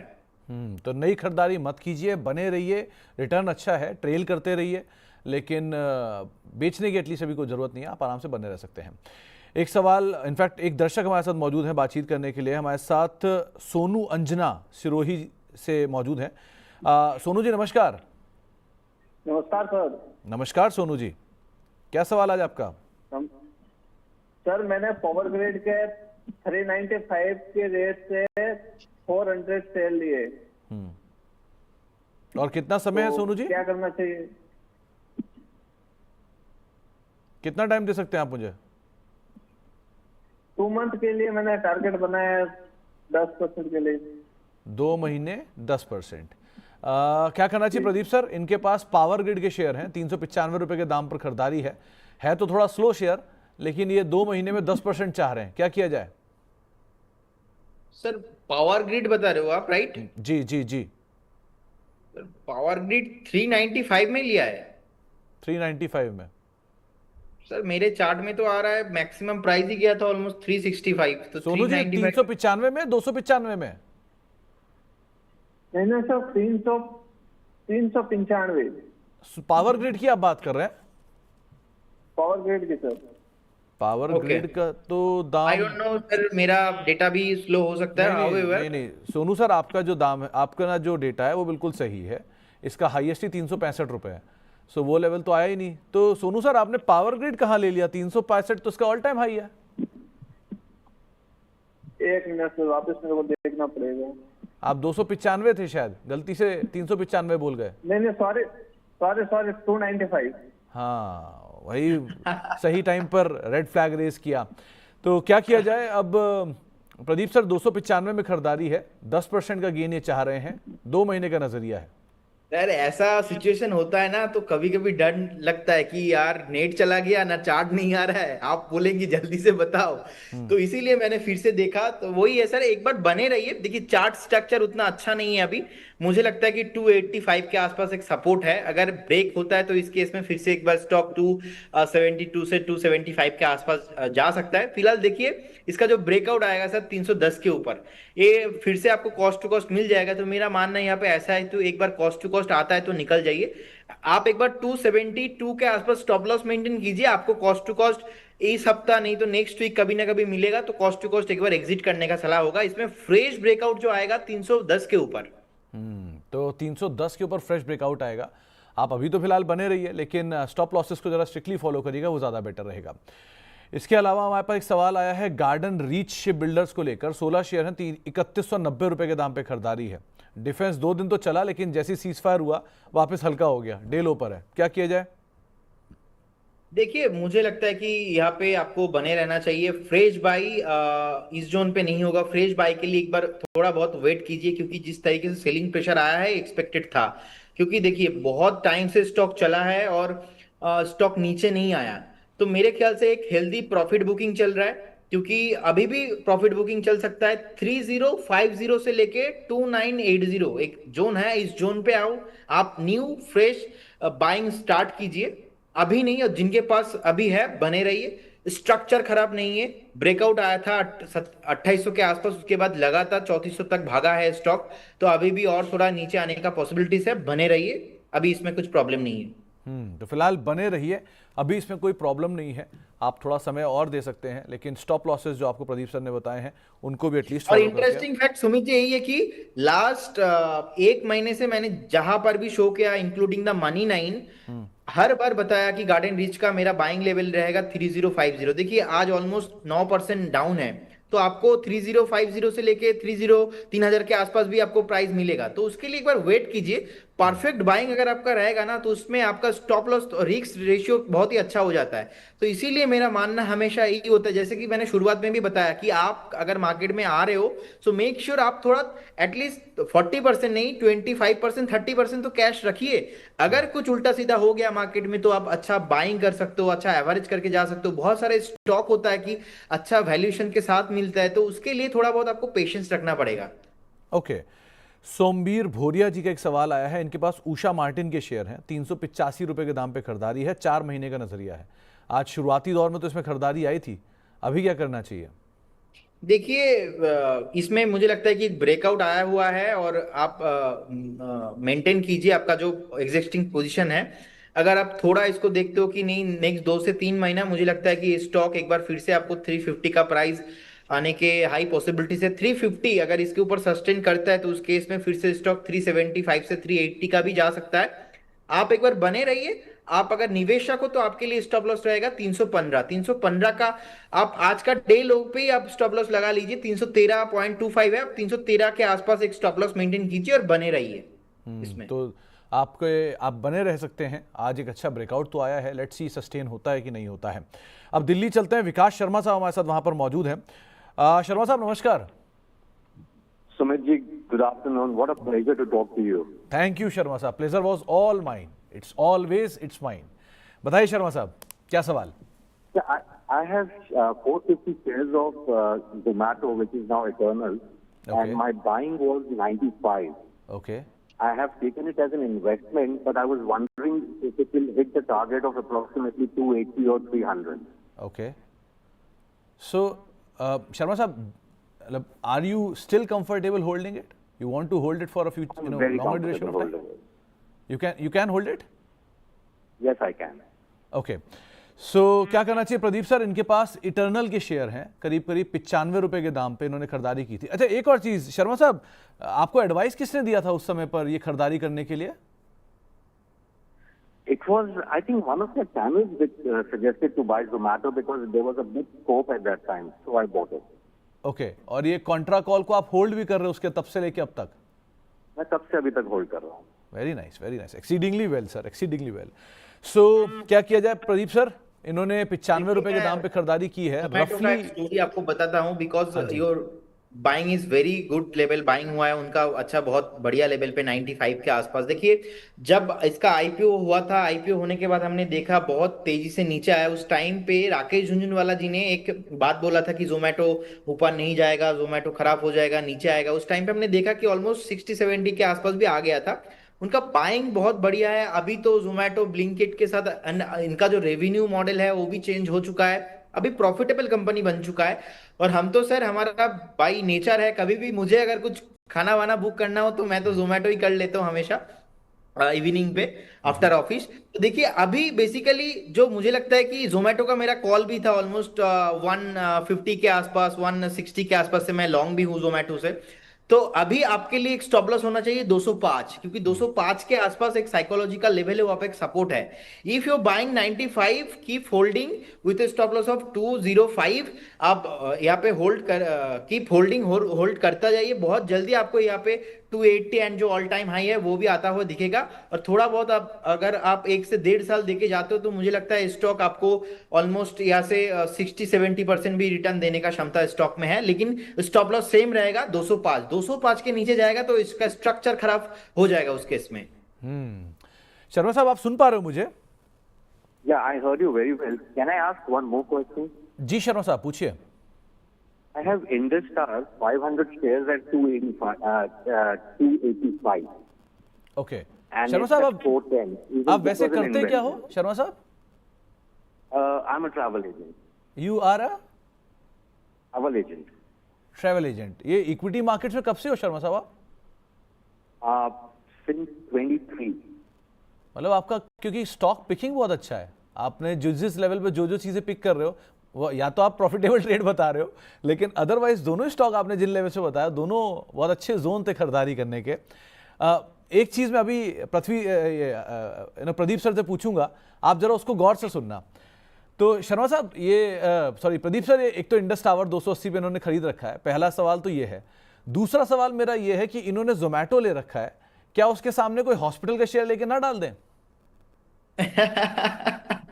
एग्जैक्टली कर सकते हो सर। इनफैक्ट मुझे लगता है कि हॉस्पिटल काउंटर भी बहुत भाग सकता है कमिंग फ्यूचर में, तो हॉस्पिटल में भी बहुत अच्छा काउंटर नहीं, है। क्योंकि आप खुद ही बोल रहे हो ये बात कि आप जब भी मुफ्त, मतलब आपको जब भी टाइम मिलता है आप जोमेटो से ऑर्डर करते हो।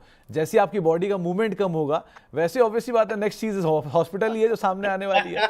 सो जैसे ये बूम कर रहा है वैसे वो बूम करेगा। ये ट्रेंड पिछली बार जब मैंने देखा था तब था जुबिलेंट फूड के लिस्टिंग के टाइम पर, 2010 में जब जुबिलेंट फूड का आईपीओ, मतलब 2007-8 में आईपीओ आया था, और 2010 में जब जुबिलेंट फूड चरम पर था, तभी अपोलो हॉस्पिटल 1300 रुपये के आसपास हुआ करता था। वो अपोलो हॉस्पिटल 8,000 है। सो इस तरह से वो दोनों चले। उस समय लिकर और ये सिन प्रोडक्ट्स बहुत तेज़ी थे 2010 में, और उसी समय ये हॉस्पिटल चले। अब आइए दोबारा जोमेटो की तेज़ी, तो मैक्स आपने देख ही लिया, ऑल टाइम हाई काट गया उसके बाद। सो अभी क्या कहते हो आप कि क्या किया जाए? जोमेटो के सामने एक हॉस्पिटल लिया जाए पहला, और दूसरा इंडस टावर। हाँ देखिए, फर्स्ट ऑफ ऑल आप जोमेटो होल्ड कीजिए with A stop loss of 205। Next 6 months 7 months पे आपको किसी को भी पूछने का जरूरत नहीं होगा। 205 एकदम परफेक्ट स्टॉप लॉस है आपके लिए। और सर अभी ना मैं सेक्टर रोटेशन एनालिसिस कर रहा था कल रात को ही, तो मैं वहां पे बहुत ही इंटरेस्टिंग चीज देखा। जो टेलीकॉम सेक्टर है ना, वहां पे बहुत अच्छा खासा बाइंग आया है रिसेंटली। और मुझे लगता है कि टेलीकॉम में ही बेसिकली भारती एयरटेल, उस बीच मुझे जो लगता है कि अभी इंडोस टावर आपने बताया राइट जी, इसमें भी बहुत बढ़िया पैटर्न है। और मुझे लगता है कि इनका बाइंग लेवल जो है बहुत बढ़िया है। आप एक बार बने रहिए इस काउंटर के साथ।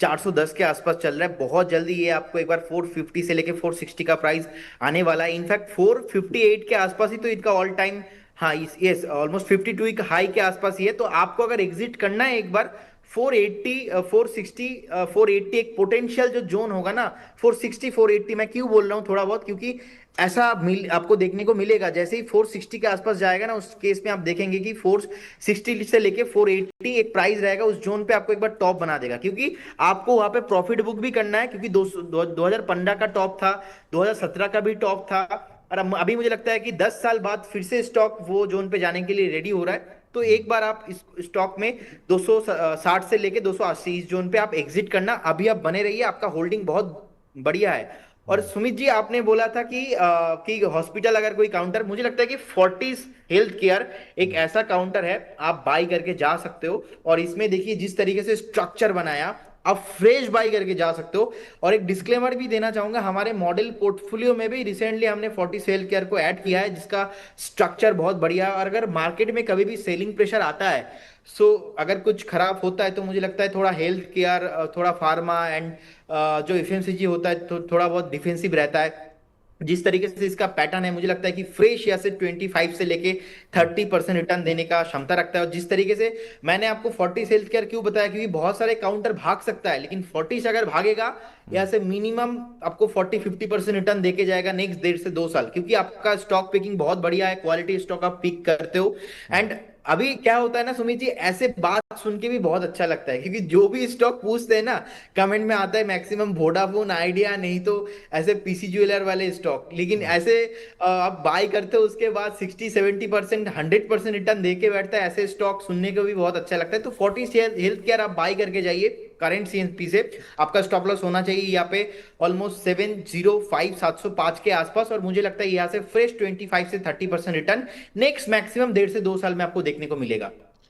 एस्टर डीएम, जरा एक बार इसको भी आप देखना प्रदीप जी।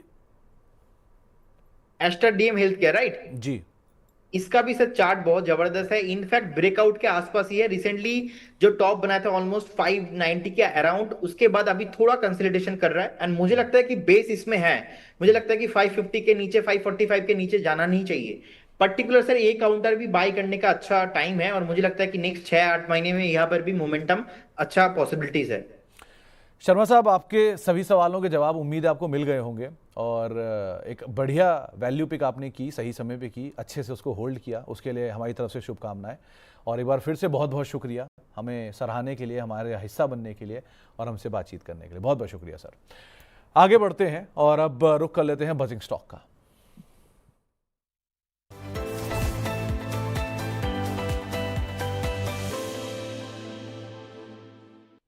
तो बजिंग स्टॉक में पहला नाम तो आ जाएगा डिक्सन टेक का। जरा इस स्टॉक को देखिए प्रदीप सर।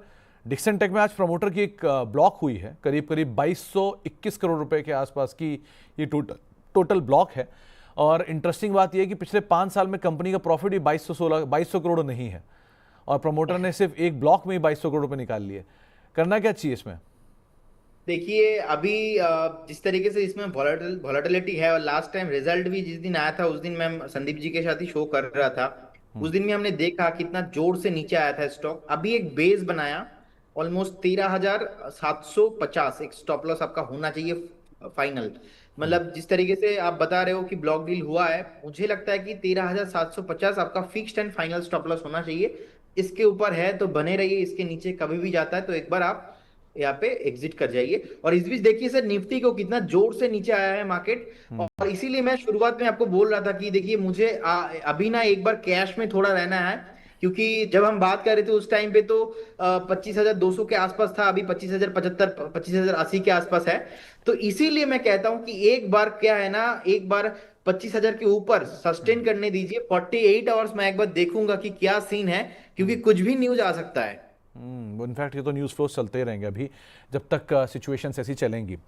अगले स्टॉक की तरफ बढ़ते हैं। एक तो डिक्सन रहा, दूसरा केपीआईटी। गाइडेंस कट की बातचीत है और स्टॉक में आज 5% का ड्रॉप है। इसे आप कैसे रीड कर रहे हो? देखिए इसका मुझे नहीं लगता कि रिसेंटली ये इसमें कुछ ब्रेकआउट है और ज्यादा ऊपर जाने वाला है। और इस इनफैक्ट अभी जो 5% नीचे है, इसका एक स्टॉप लॉस होगा 1295, 1295 के आसपास एक स्टॉप लॉस मेंटेन कीजिए। अगर इसके नीचे कभी भी जाता है तो मुझे लगता है स्टॉक फिर से एक बार आपको एक बार 1120 से लेके 1130 का भी प्राइस आ सकता है। इनफैक्ट उससे पहले तो ज्यादा कोई सपोर्ट नहीं है, तो एक बार यहाँ से 1295 के आसपास स्टॉप लॉस मेंटेन कीजिए। फ्रेश बाय नहीं करना है, एवरेज भी नहीं करना। ओके इसके अलावा एचजी इंफ्रा, यहाँ पर लोएस्ट बिडर के तौर पर ये स्टॉक को आइडेंटिफाई किया गया है। आज शेयर में तेजी हुई है 2-3% के आसपास की। कैसे देख रहे हो आप इसे? एचजी इंफ्रा जी, एचजी इंफ्रा अभी 1041 के आसपास चल रहा है। देखिए अगर हम वीकली चार्ट देखते हैं इसका, हम देखेंगे कि एक बार 1000 के आसपास सपोर्ट है। तो अगर इसके नीचे क्लोज होता है तो स्टॉक का जो प्राइसिंग है और जो फ्रेश अभी मोमेंटम है खत्म हो जाएगा। अब मुझे लगता है कि देखिए सर इसमें आप बने रहिए, फ्रेश बाय भी आप करके जा सकते हो, क्योंकि लास्ट टाइम दोनों बार ऑलरेडी डबल बॉटम है। डबल बॉटम वही अपना 1020 के आसपास है, 1030 के आसपास है। तो एक बार बने रहिए इस काउंटर पे। फ्रेश बाय अगर आप करते हो तो इस केस में स्टॉप लॉस की आपका 1000 के आसपास होना चाहिए। तो 1000 आप स्टॉप लॉस मेंटेन कीजिए और बने रहिए इस काउंटर पे। बहुत जल्दी आपको एक बार इस काउंटर पे 1150 से लेके 1200 का टारगेट आना चाहिए। 1150 1200 के टारगेट्स आते हुए दिखाई पड़ेंगे। एक बार जरा स्वान एनर्जी को देखिए। इन्होंने कंपनी एक्वायर करी और ऑटोमेटिक एक्विजिशन की वजह से कंपनी को ऑर्डर्स भी आ गए 300 से 400 करोड़ रुपए के आसपास के। यहाँ क्या करना चाहिए? सर एक परफेक्ट बाइंग अपॉर्चुनिटी है। इनफैक्ट बहुत बढ़िया एक बेस बनाया। इनफैक्ट कंसोलिडेशन हुआ है। कंसोलिडेशन होने के बाद अभी यहाँ पे देखिए एक वॉल्यूम के साथ बाइंग भी आ रहा है। मुझे लगता है कि 458 460, अगर 460 इसके ऊपर सस्टेन करता है तो नो डाउट आपको बाय करना चाहिए इस काउंटर को। नेक्स्ट 200-300 पॉइंट इजीली रैली आपको मिलेगा, क्योंकि उससे पहले कोई रेसिस्टेंस ही है नहीं। और लास्ट टाइम भी सर हमने देखा था जब इसका टॉप बना था ऑलमोस्ट 380 से लेके ऑलमोस्ट 450 के अराउंड बना था। उसके बाद वो जो जोन था उसके ऊपर ब्रेकआउट आया फिर से। अभी मुझे लगता है कि 2023 के बाद 2023 का जो टॉप था उसके बाद अभी यहाँ पे फिर से एक सपोर्ट बना के अभी ऊपर आ रहा है। रिसेंट जो हाई है ऑलमोस्ट 460 के ऊपर सस्टेन करने पे मुझे लगता है एक बार आपको काउंटर 540 से लेके 550 ये टारगेट आना चाहिए। इनफैक्ट यहाँ पे भी स्टॉक नहीं रुकेगा, 620 630 भी आ सकता है, थोड़ा बहुत 3 से 4 महीना टाइम देते हो तो। इन्वायरो इंफ्रा, यहाँ पर भी कंपनी ने एक्विजिशन किया है और उड़ीसा में एक्विजिशन है, जिसके बाद इनको भी कुछ ऑर्डर्स आ गए हैं। स्टॉक में एक स्ट्रॉन्ग रिएक्शन है। क्या करना चाहिए यहाँ पर? देखिए सर ऐसे जब न्यू स्टॉक रहता है जहां पे ज्यादा चार्ट नहीं होता है और मेरा यहाँ पे आईपीओ हाई स्ट्रेटेजी चलता है, तो आईपीओ हाई स्ट्रेटेजी के हिसाब से मेरे ख्याल से अभी भी बहुत डाउन है। हाँ रिसेंटली आज थोड़ा बहुत यहाँ पे बाइंग आया है, लेकिन ये आज सर गैप अप भी हुआ था और मुझे लगता है कि इसका गैप भी अभी है ऑलमोस्ट 220 के आसपास। तो हो सकता है सर आज तो ऊपर है, कल परसों या तो नेक्स्ट 2 से 4 दिन फिर से एक बार नीचे आ जाए और जो गैप इसने दिया है गैप फिल करने चला जाए 225 220 के आसपास। तो एक बार अवॉइड करने का सलाह होगा इसमें। अगर फ्रेश बाई करना होगा तो 270 के ऊपर मैं इसमें करूंगा, अभी नहीं। 270 के ऊपर अगर जाता है तो उस केस में मैं एक बार 295 300 के लिए मैं बाइंग करूंगा, लेकिन फिलहाल अभी मैं इग्नोर करूंगा। और आज तो सर इतना ऊपर आया है, आज तो बाई नहीं करूंगा। ओके, तो फिलहाल के लिए इसको अवॉइड करिए, वो ज़्यादा बेटर रहेगा। और लास्टली ऑल कार्गो, इसको और देखिए, इसके नंबर्स भी आए हैं, इसमें क्या करना चाहिए? कौन सा sir? All cargo logistics. Okay, all cargo logistic. Okay fine, ये 34 के आसपास चल रही है ना सर? इसका देखिए, इसका पैटर्न बहुत खराब है। आप मंथली चार्ट देखिए, मंथली चार्ट में भी खराब है एंड वीकली चार्ट में भी खराब है। डेली चार्ट में थोड़ा बहुत सपोर्ट ले रहा है। 32 का स्टॉप लॉस होना चाहिए इसमें। 32 का स्टॉप लॉस मेंटेन कीजिए और बने रहिए। फ्रेश बाय नहीं करना, क्योंकि जिस तरीके से स्ट्रक्चर खराब है और ट्रेंड लाइन भी अगर हम इसको करके देखते तो बियरिश है बेसिकली। तो यहाँ पे फ्रेश आप बाय नहीं कीजिए, एवरेज भी नहीं करना, और जिनके पास है 32 का स्टॉप लॉस के साथ बने रहिए। ओके, तो चलिए, ये सब वो स्टॉक थे जहां पे खबरें हैं, ट्रिगर हैं और उनके दम पे कुछ हलचल देखने को मिल रही है। बजिंग स्टॉक को यहीं समेटते हैं और आगे बढ़ते हैं।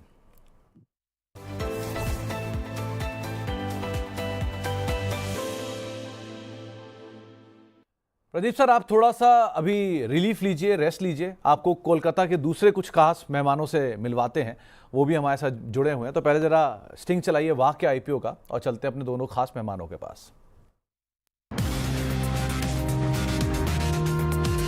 वाह, क्या आईपीओ है। आज वाह के आईपीओ में हम बातचीत करने वाले हैं एलन बेरी इंडस्ट्रियल गैसेस की मैनेजमेंट के साथ। इस कंपनी का आईपीओ आज से खुला है और दोनों ही मैनेजमेंट हमारे साथ मौजूद हैं, उनसे तो हम चर्चा करेंगे ही, लेकिन जरा पहले कुछ आईपीओ की डिटेल्स आपके सामने रखते हैं। आईपीओ आज से लेके 26 जून तक खुलेगा और आईपीओ का प्राइस बैंड 380 से लेकर 400 रुपये पर शेयर के आसपास है। 852 करोड़ रुपए इस आईपीओ के जरिए जुटाने की योजना है। फ्रेश इशू करीब 400 करोड़ रुपए है और 452 करोड़ रुपए के आसपास का एक ओएफएस है। रफली लिस्टिंग की बातचीत 1 जुलाई के अराउंड होनी चाहिए। एंकर इन्वेस्टर के जरिए 255 करोड़ रुपए कंपनी ने ऑलरेडी जुटा दिया और मार्की नेम्स है उसमें सारे। एचडीएफसी म्यूचुअल फंड है, एक्सिस म्यूचुअल फंड है, बंधन मिड कैप है, मोतीलाल ओसवाल है, आईसीआईसीआई लोम्बार्ड है, कोटक लाइफ है। ऑल मार्की नेम्स आपको यहाँ दिखाई पड़ेंगे। ज़्यादातर सभी ब्रोकरेज हाउसेस की तरफ से जो राय है वो सब्सक्राइब की है, जिसमें केनरा बैंक सिक्योरिटीज़ है, कैपिटल मार्केट है, एसबीआई कैप है, एक्सिस है। इन्होंने रेटिंग नहीं दी, लेकिन बाकी सारे ब्रोकर्स की तरफ से मेजरली सब्सक्राइब की राय यहाँ पर आपको दी जा रही है। बातचीत करने के लिए आज हमारे साथ कंपनी की मैनेजमेंट मौजूद है, जिसमें पदम कुमार अग्रवाल सर जो ही कंपनी के सीएमडी हैं और वरुण अग्रवाल सर जो ही कंपनी के ज्वाइंट एमडी हैं, दोनों हमारे साथ मौजूद भी हैं। सर, आप दोनों को ही नमस्कार और आप दोनों का ही स्वागत है। तो पदम सर, पहले सवाल आपसे होगा, मतलब मेरी खुद की सीमित जानकारी के लिए मैं एक सवाल आपसे पूछना चाहूँगा कि कंपनी का नाम जो है वो है एलन बेरी। ये नाम आपने कहाँ से आइडेंटिफाई किया? हमारे परिवार में एक चाय बागान था, उसका नाम एलन बेरी टी एस्टेट था। तो ये 1965 में परिवार ने एक उसके इंग्लिश ओनर से खरीदा था। तो फिर उसके बाद जब इस एलन बेरी गैसेस की स्थापना हुई तो फैमिली ने यही नाम उचित समझा। अच्छा, तो सर दूसरा सवाल जो मैं पढ़ रहा था कि आप लोग 50 ईयर्स से ये कंपनी एग्जीक्यूट कर रही है, कामकाज कर रही है, और पदम सर आप शुरू से ही इस कंपनी के साथ लगातार बने रहे हैं, आपने उसको इस मुकाम तक पहुंचाया है। तो उस सेक्टर में जहां पर फॉरेन प्लेयर्स डोमिनेट करते थे, आपने इस कंपनी को यहां तक पहुंचाया। कितना ट्रबलसम रहा, कैसे आपने ये जर्नी पूरी करी, कैसे आप यहां तक पहुंचे इस तरह की सिचुएशन में? मैं इसमें 1982 के आसपास आया था। इसके पहले मेरे पिताजी श्री शांति प्रसाद जी अग्रवाल, उन्होंने इस कंपनी की स्थापना की थी और उसके बाद हम लोगों ने मिलकर इसको आगे बढ़ाया। बाद में वरुण भी आया था। मुश्किलें थी पर काफ़ी लगन और मेहनत थी, और उसके अलावा टेक्नोलॉजी के प्रति रिस्पेक्ट था। हम लोग हमेशा अप टू डेट रहना चाहते थे टेक्नोलॉजी के तरफ, और उससे जो हमने रिलायबल प्लांट्स सेटअप किए। और हमारे सक्सेस का एक कारण ये भी है कि हमारा एक बहुत स्ट्रांग कस्टमर कनेक्ट था। ये शुरू से ही एक चेष्टा रही है कि कस्टमर से हम लोग हमेशा नज़दीक रहें और डायरेक्ट मैनेजमेंट लेवल पर मैक्सिमम कस्टमर्स से, एटलीस्ट जो हमारे बड़े कस्टमर्स हैं उनके साथ है ये जुड़े रहें। तो ये भी हमारा एक प्रगति का कारण था। चलिए अब आते हैं जरा वरुण सर पे। वरुण सर, ये आईपीओ की बेसिक डिटेल तो हमने आपके सामने, मतलब सब दर्शकों के सामने रखी दी है। नंबर्स देख के सो फार तो ये लग रहा है कि ऑलमोस्ट हाथों हाथ ये आईपीओ ले लिया गया है। 225 करोड़ तो आप रेस कर ही चुके हो, और जिस तरह की डिमांड दिख रही है इनिशियली, उससे समझ में आ रहा है कि अच्छी डिमांड गोइंग फॉरवर्ड रहने वाली है। पहले तो ये आईपीओ का जो पूंजी आप जुटा रहे हो, ये पूंजी का हिस्सा कहाँ जाने वाला है? क्या डेट रीपेमेंट है, कुछ नया केपेक्स पे आप लोग कर रहे हैं, तो उसके बारे में कुछ थोड़ी डिटेल दीजिए। दूसरा, जो ओएफएस का हिस्सा है उसमें कौन इन्वेस्टर निकलना चाह रहा है? क्या इसके बाद कोई और गोइंग फॉरवर्ड आने वाला है हिस्सा बिक्री के लिए? देखिए, इसमें तो हमने एंकर में काफ़ी अमाउंट रेज किया है जी। उसके अलावा हमने पिछले फ्राइडे एक 250 करोड़ का प्लेसमेंट किया है with Motilal Oswal mutual fund. तो इसमें इंस्टीट्यूशनल डिमांड बहुत ही स्ट्रॉन्ग है। और जो हमारी फ्रेश इशुएंस है 400 करोड़ की, उसमें से 210 करोड़ जाएगी लोन रीपेमेंट के तरफ, और करीबन 100 करोड़ एक नई कैपेसिटी जो हम सेटअप करने जा रहे हैं वेस्ट बंगाल में, 220 टन पर डे की कैपेसिटी है वो, उसके तरफ अराउंड 100 करोड़ जाएगी, और रिमेनिंग अमाउंट जो है वो जनरल कॉर्पोरेट पर्पस के लिए है। और जहाँ तक ओएफएस का सवाल है, तो ये कंपनी में प्रमोटर होल्डिंग छोड़ के और कोई इन्वेस्टर ही नहीं है। तो हम प्रमोटर माने मैं और मेरे फादर इसमें कुछ हिस्सा अपना सेल कर रहे हैं, बट हमारा पोस्ट इशू होल्डिंग अप्रोक्सीमेटली 80% के आसपास रहेगा। ओके, तो सर अभी तक जो मैं नंबर्स देख रहा हूँ उन नंबर्स के हिसाब से Padam sir, majorly steel, health care और इंजीनियरिंग, ये तीन जो सेक्टर्स हैं वो डोमिनेटिंग हैं अभी तक के लिए। लेकिन गोइंग फॉरवर्ड, क्योंकि आप लोग स्पेस एरिया में भी जा रहे हो, आर्म फोर्सेस के साथ भी ऑलरेडी कामकाज करते हो, तो एक बहुत बड़ा डाइवर्सिफाइड कस्टमर बेस है। सो इनिशियली अभी की सिचुएशन कैसी है क्लाइंट्स को लेकर, और गोइंग फॉरवर्ड कौन कौन से नए सेक्टर्स को आप ऐड करोगे? हमारे major customer segments steel, pharma यानी कि बल्क ड्रग और इंजीनियरिंग है। हेल्थ केयर में भी हमने कोविड के समय काफ़ी काम शुरू किया है, ये रहेगा, और इसमें जो हमारा टर्नओवर आगे भी बढ़ेगा। और इसके अलावा जो सनराइज इंडस्ट्रीज है, जैसे सोलर, इलेक्ट्रॉनिक्स, सेमीकंडक्टर, इसके तरफ झुकाव है। आगे हम इस तरफ में भी इन्वेस्टमेंट्स करेंगे। ओके वरुण सर, इस डेट के रीपेमेंट के बाद कंपनी का ओवरऑल डेट अभी क्या रहेगा इस डेट के रीपेमेंट के बाद? और जो नया केपेक्स आप करोगे वो केपेक्स किन एरियाज को केटर करेगा, और उसके बाद कंपनी की नई कैपेसिटीज क्या होंगी? देखिए, ये डेट रीपेमेंट के बाद तो कंपनी सरप्लस कैश में रहेगी, बिकॉज आज के दिन हमारा ग्रॉस लेवल पे करीबन 240 करोड़ का डेट पोजीशन है, और नेट लेवल पे ओनली 50 करोड़ का डेट पोजीशन है। तो हम जब 210 रीपे करेंगे तो कंपनी में नेट कैश रहेगा। और सेकंड पार्ट जो आपका क्वेश्चन का था, वो हम जो कैपेसिटी अभी सेटअप करने जा रहे हैं ये ईस्टर्न इंडिया में रहेगी। इससे हम अपने एग्जिस्टिंग कस्टमर बेस को ही केटर करेंगे, बिकॉज ये जो कैपेसिटी आ रही है ये हमारे एग्जिस्टिंग प्लांट के जस्ट बगल में आ रही है। वो हमारी एग्जिस्टिंग प्लांट का कैपेसिटी यूटिलाइजेशन 100% पे चल रहा है, और हमारी कस्टमर्स के डिमांड भी ग्रो कर रहे हैं दिन पे दिन। तो ये नई प्लांट उन कस्टमर्स को केटर करेगी, मोस्टली आपके steel sector, health care sector, heavy engineering sectors, इसको केटर करेगी। हमारी कैपेसिटी जो कि 600 टन पर डे थी इन 2023, वो आज 1370 टन है। तो हमने मोर देन डबल कर दिया है कैपेसिटी। और यहाँ से एक साल और आगे अगर हम देखेंगे तो ये हम प्लान कर रहे हैं कि हमारी कैपेसिटी 2150 टन पे जाएगी। तो ग्रोथ काफ़ी स्ट्रॉन्ग है, हम नई कैपेसिटीज बिल्ड करे जा रहे हैं, और हमें हमारे कस्टमर से और मार्केट से बहुत अच्छा रिस्पांस मिल रहा है।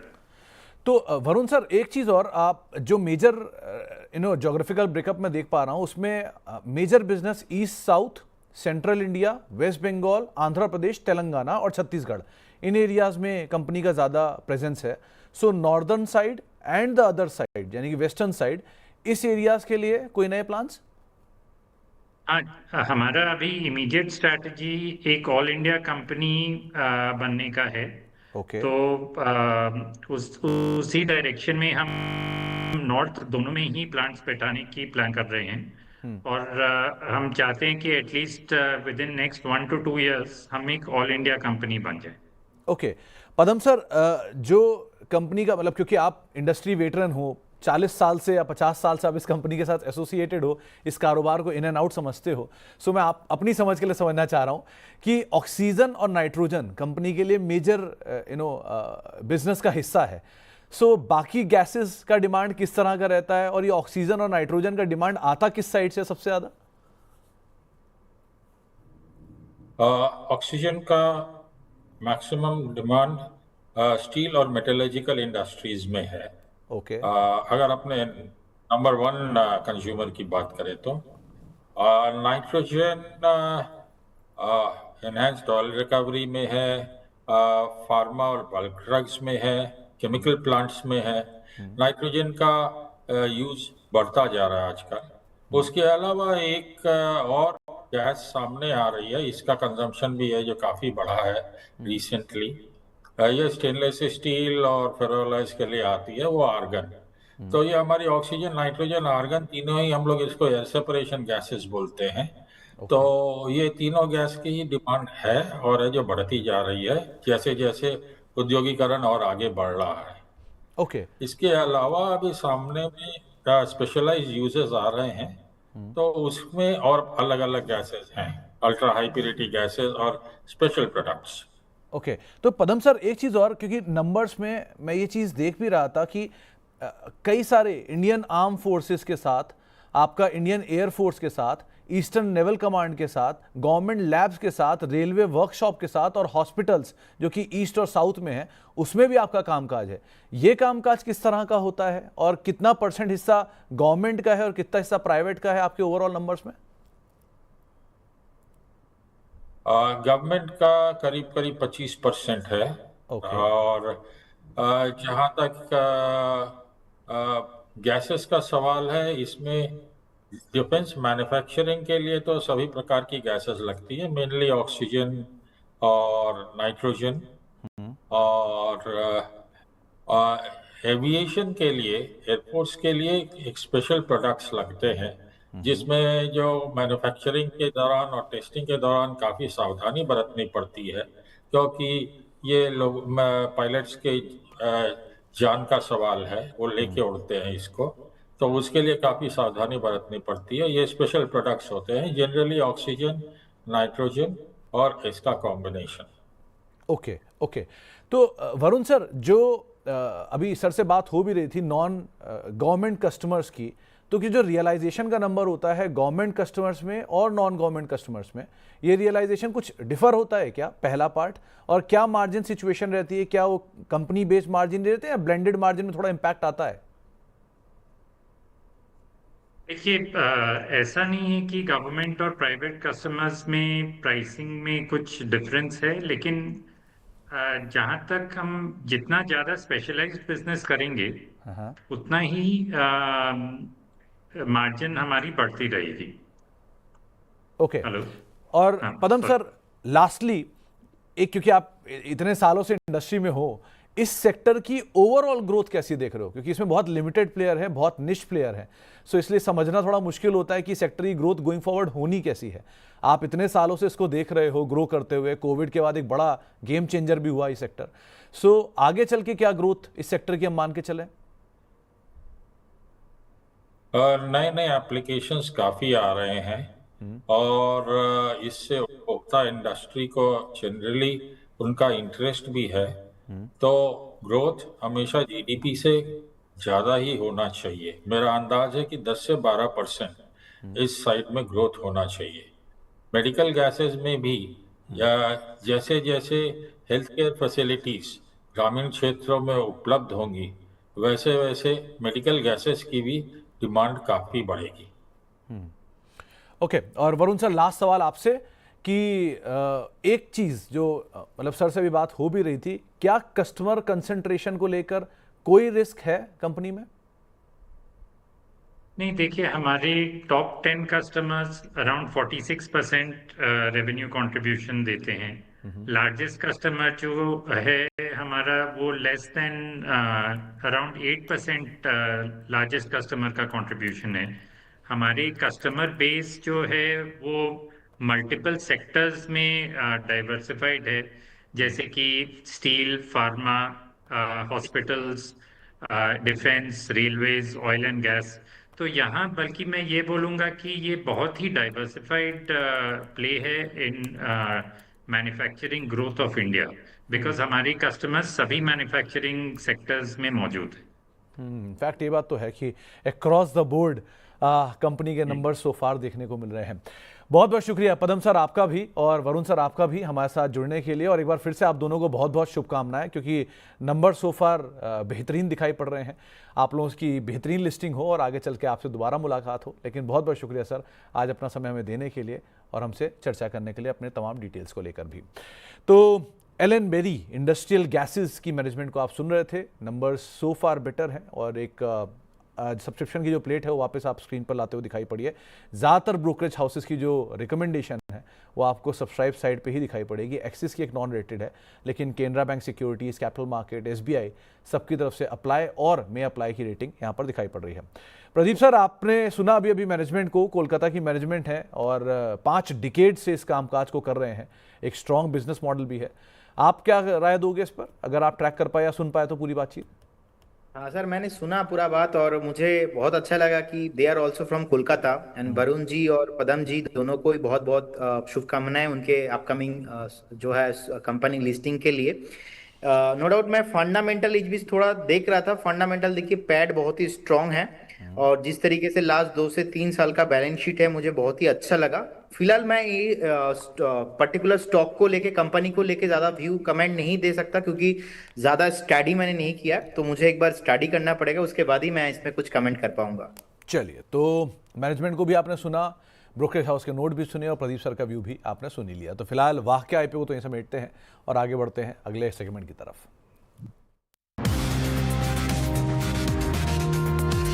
वाह क्या IPO है।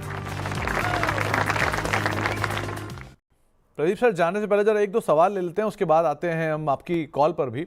एक सवाल आया है श्रीराम फाइनेंस पर संजीत कुमार साहब का। इन्होंने इसमें खरीदारी कर रखी है 500 रुपए के दाम पे, क्या किया जाए? देखिए बेसिकली मुझे लगता है 676 के आसपास चल रहा है। नो डाउट स्ट्रक्चर बहुत ही पॉजिटिव है, बने रहिए। थोड़ा बहुत प्रेशर आ रहा है मार्केट में तो थोड़ा बहुत आपको नीचे मिल सकता है, ऑलमोस्ट 660 655 के आसपास जा सकता है। आप एक बार बने रहिए। मुझे लगता है कि स्टॉप लॉस होना चाहिए अप्रॉक्स 625 और यहाँ पे जो टारगेट आएंगे मुझे लगता है कि एक बार 720 से लेके 725 का टारगेट बहुत जल्दी देखने को मिलेगा, तो एक बार बने रहने का सलाह होगा। ओके, एक सवाल शंकर सिंह साहब का आया है टाटा टेक पर। 760 रुपए की दाम पर खरीदारी है, अब पूछ रहे हैं कि यहीं पे बने रहें या अदानी पावर, अदानी ग्रीन में चले जाएं? देखिए टाटा टेक अगर आपका 760 के आसपास है तो मैं तो बोलूंगा एक बार आप बने रहिए, क्योंकि लास्ट टाइम का जो सपोर्ट था एक जो है बॉटम फॉर्मेशन हुआ था ऑलमोस्ट आप देखेंगे 625 से लेके 630 के आसपास, तो एक बार बने रहने का सलाह होगा। इनफैक्ट पर्टिकुलर सर एक काउंटर ने बहुत जब IPO आया था उस टाइम पे हमने रिकमेंड किया था कि एक बार एग्जिट करने का, उसके बाद हमने देखा ऑलमोस्ट आधा हो गया। सो नियर अबाउट देखिए अभी वैल्यूएशन के हिसाब से अगर देखेंगे, एनालिसिस बॉटम टू टॉप अगर करके देखते तो मुझे लगता है कि 700 के आसपास जो वैल्यूएशन है, 650 के आसपास जो वैल्यूएशन है, ये ठीक ठाक है। इसमें आपको ज्यादा कोई प्रॉब्लम नहीं होना चाहिए। बाकी अगर कभी आपको एक बार 670 680 के आसपास मिलता है तो आप एक बार एवरेज भी करके जा सकते हो, बने रहिए। अगर आपका 1200 1300 1000 के आसपास था उस टाइम पे मैं बोलता कि चलो नहीं एक बार एग्जिट कर जाओ, तो नहीं, लेकिन अभी के लिए अगर आपने 760 के आसपास लिया है तो थोड़ा बहुत फिर से अभी नीचे आ रहा है तो बने रहने का सलाह होगा सर। यहाँ पे एक और सवाल आया है साईं प्रवीण साहब का। इन्होंने खरीदारी कर रखी है हैप्पीएस्ट माइंड में 570 रुपए के दाम पर, लंबी अवधि का नजरिया है, क्या किया जाए? हाँ ये लगता है सर आपका प्रीमियम मेंबर है, डेली क्वेश्चन आता है इनका। मुझे तो इनका नाम भी याद है। है, मुझे भी इनका नाम याद है सर।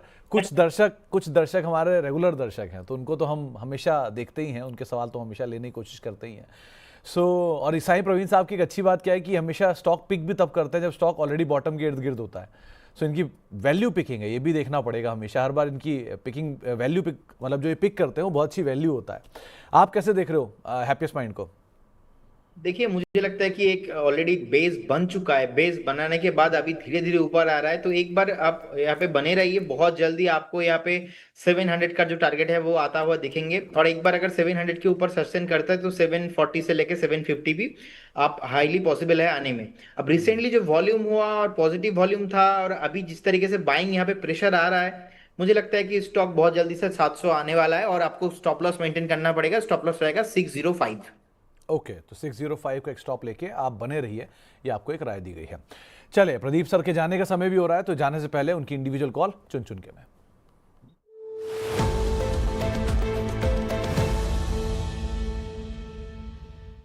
प्रदीप जी, क्या चुना आज आपने? देखिए, आज मैं एक कंपनी लेके आया हूँ। इनफैक्ट मैंने आई थिंक बहुत अलग अलग जगह पे बताया। कंपनी का नाम है एबी कैपिटल। एबी कैपिटल मुझे बहुत ही अच्छा लग रहा है, जिस तरीके से एबी कैपिटल में एक फॉर्मेशन बना है। फॉर्मेशन का नाम है cup and handle pattern, weekly chart में बना है। तो एक cup and handle pattern sir जब भी बनता है और बेसिकली अगर वीकली बेसिस पे सस्टेन करता है जो मेजर रेसिस्टेंस लेवल उसके ऊपर, तो मुझे लगता है कि यहाँ पे तेजी आने का बहुत हाईली पॉसिबिलिटीज है। देखिए, अभी 273 के आसपास चल रहा है। मुझे लगता है यहाँ पे आपको 350 और सेकंड टारगेट रहेगा मेरा 380। बहुत लंबा टारगेट मैं दे रहा हूँ। 350 रहेगा मेरा पहला टारगेट और 380 रहेगा मेरा सेकंड टारगेट। उससे पहले प्रॉफिट बुक मैं नहीं करूंगा। और आप अगर आज के डेट के हिसाब से बाई करके जा रहे हो तो आपका स्टॉप लॉस होना चाहिए 220 के आसपास। आप एक बार स्टॉप लॉस मेंटेन कीजिए। 350 और 380 दोनों टारगेट रहेगा। टाइम है 1.5 साल रहेगा मेरा टाइम, क्योंकि काप एंड हैंडल पैटर्न बना है और काप एंड हैंडल पैटर्न में कभी कभी ऐसा होता है कि स्टॉक मल्टी बैगर भी हो जाता है। सो जिस तरीके से आप देखेंगे कि 2015 का सेल्स था और अभी का सेल्स, मतलब बहुत फर्क है। अभी पहले का प्रॉफिटेबिलिटी और अभी का प्रॉफिटेबिलिटी बहुत फर्क है।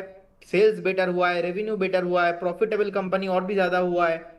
आप अगर शॉर्ट टर्म इन्वेस्टर हो तो करेंट जोन से बाई करके जाइए। कभी भी अगर नेक्स्ट 2 हफ्ता 1 हफ्ता में आपको 285 295 अगर कभी भी आता है तो आप प्रॉफिट बुक कर लीजिएगा। लेकिन मैं बोलूंगा आप 1.5 साल वेट करके जाइए, स्टॉक आपको 350 आने का हाई पॉसिबिलिटीज है।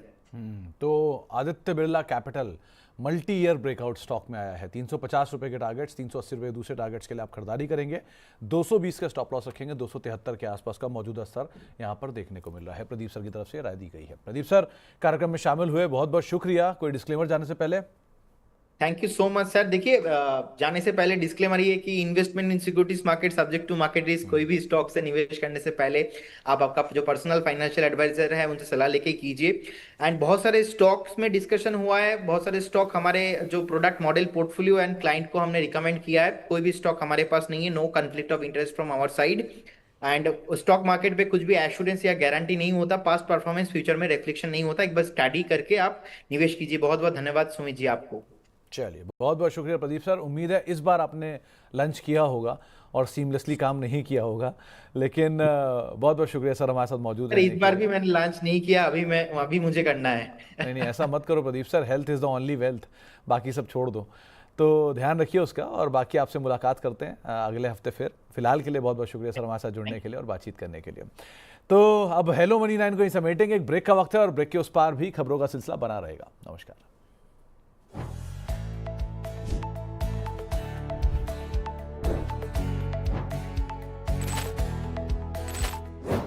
Hello money 9।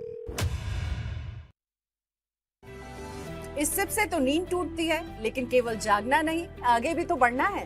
उसके लिए चाहिए एक और सिप।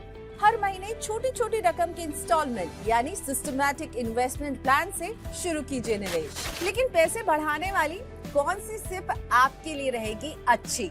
म्यूचुअल फंड सिप से जुड़े हर सवाल का जवाब मेरी सिप मेरा सवाल। सोमवार से शुक्रवार 4 बजे मिलेंगे हम सिर्फ मनी 9 पर।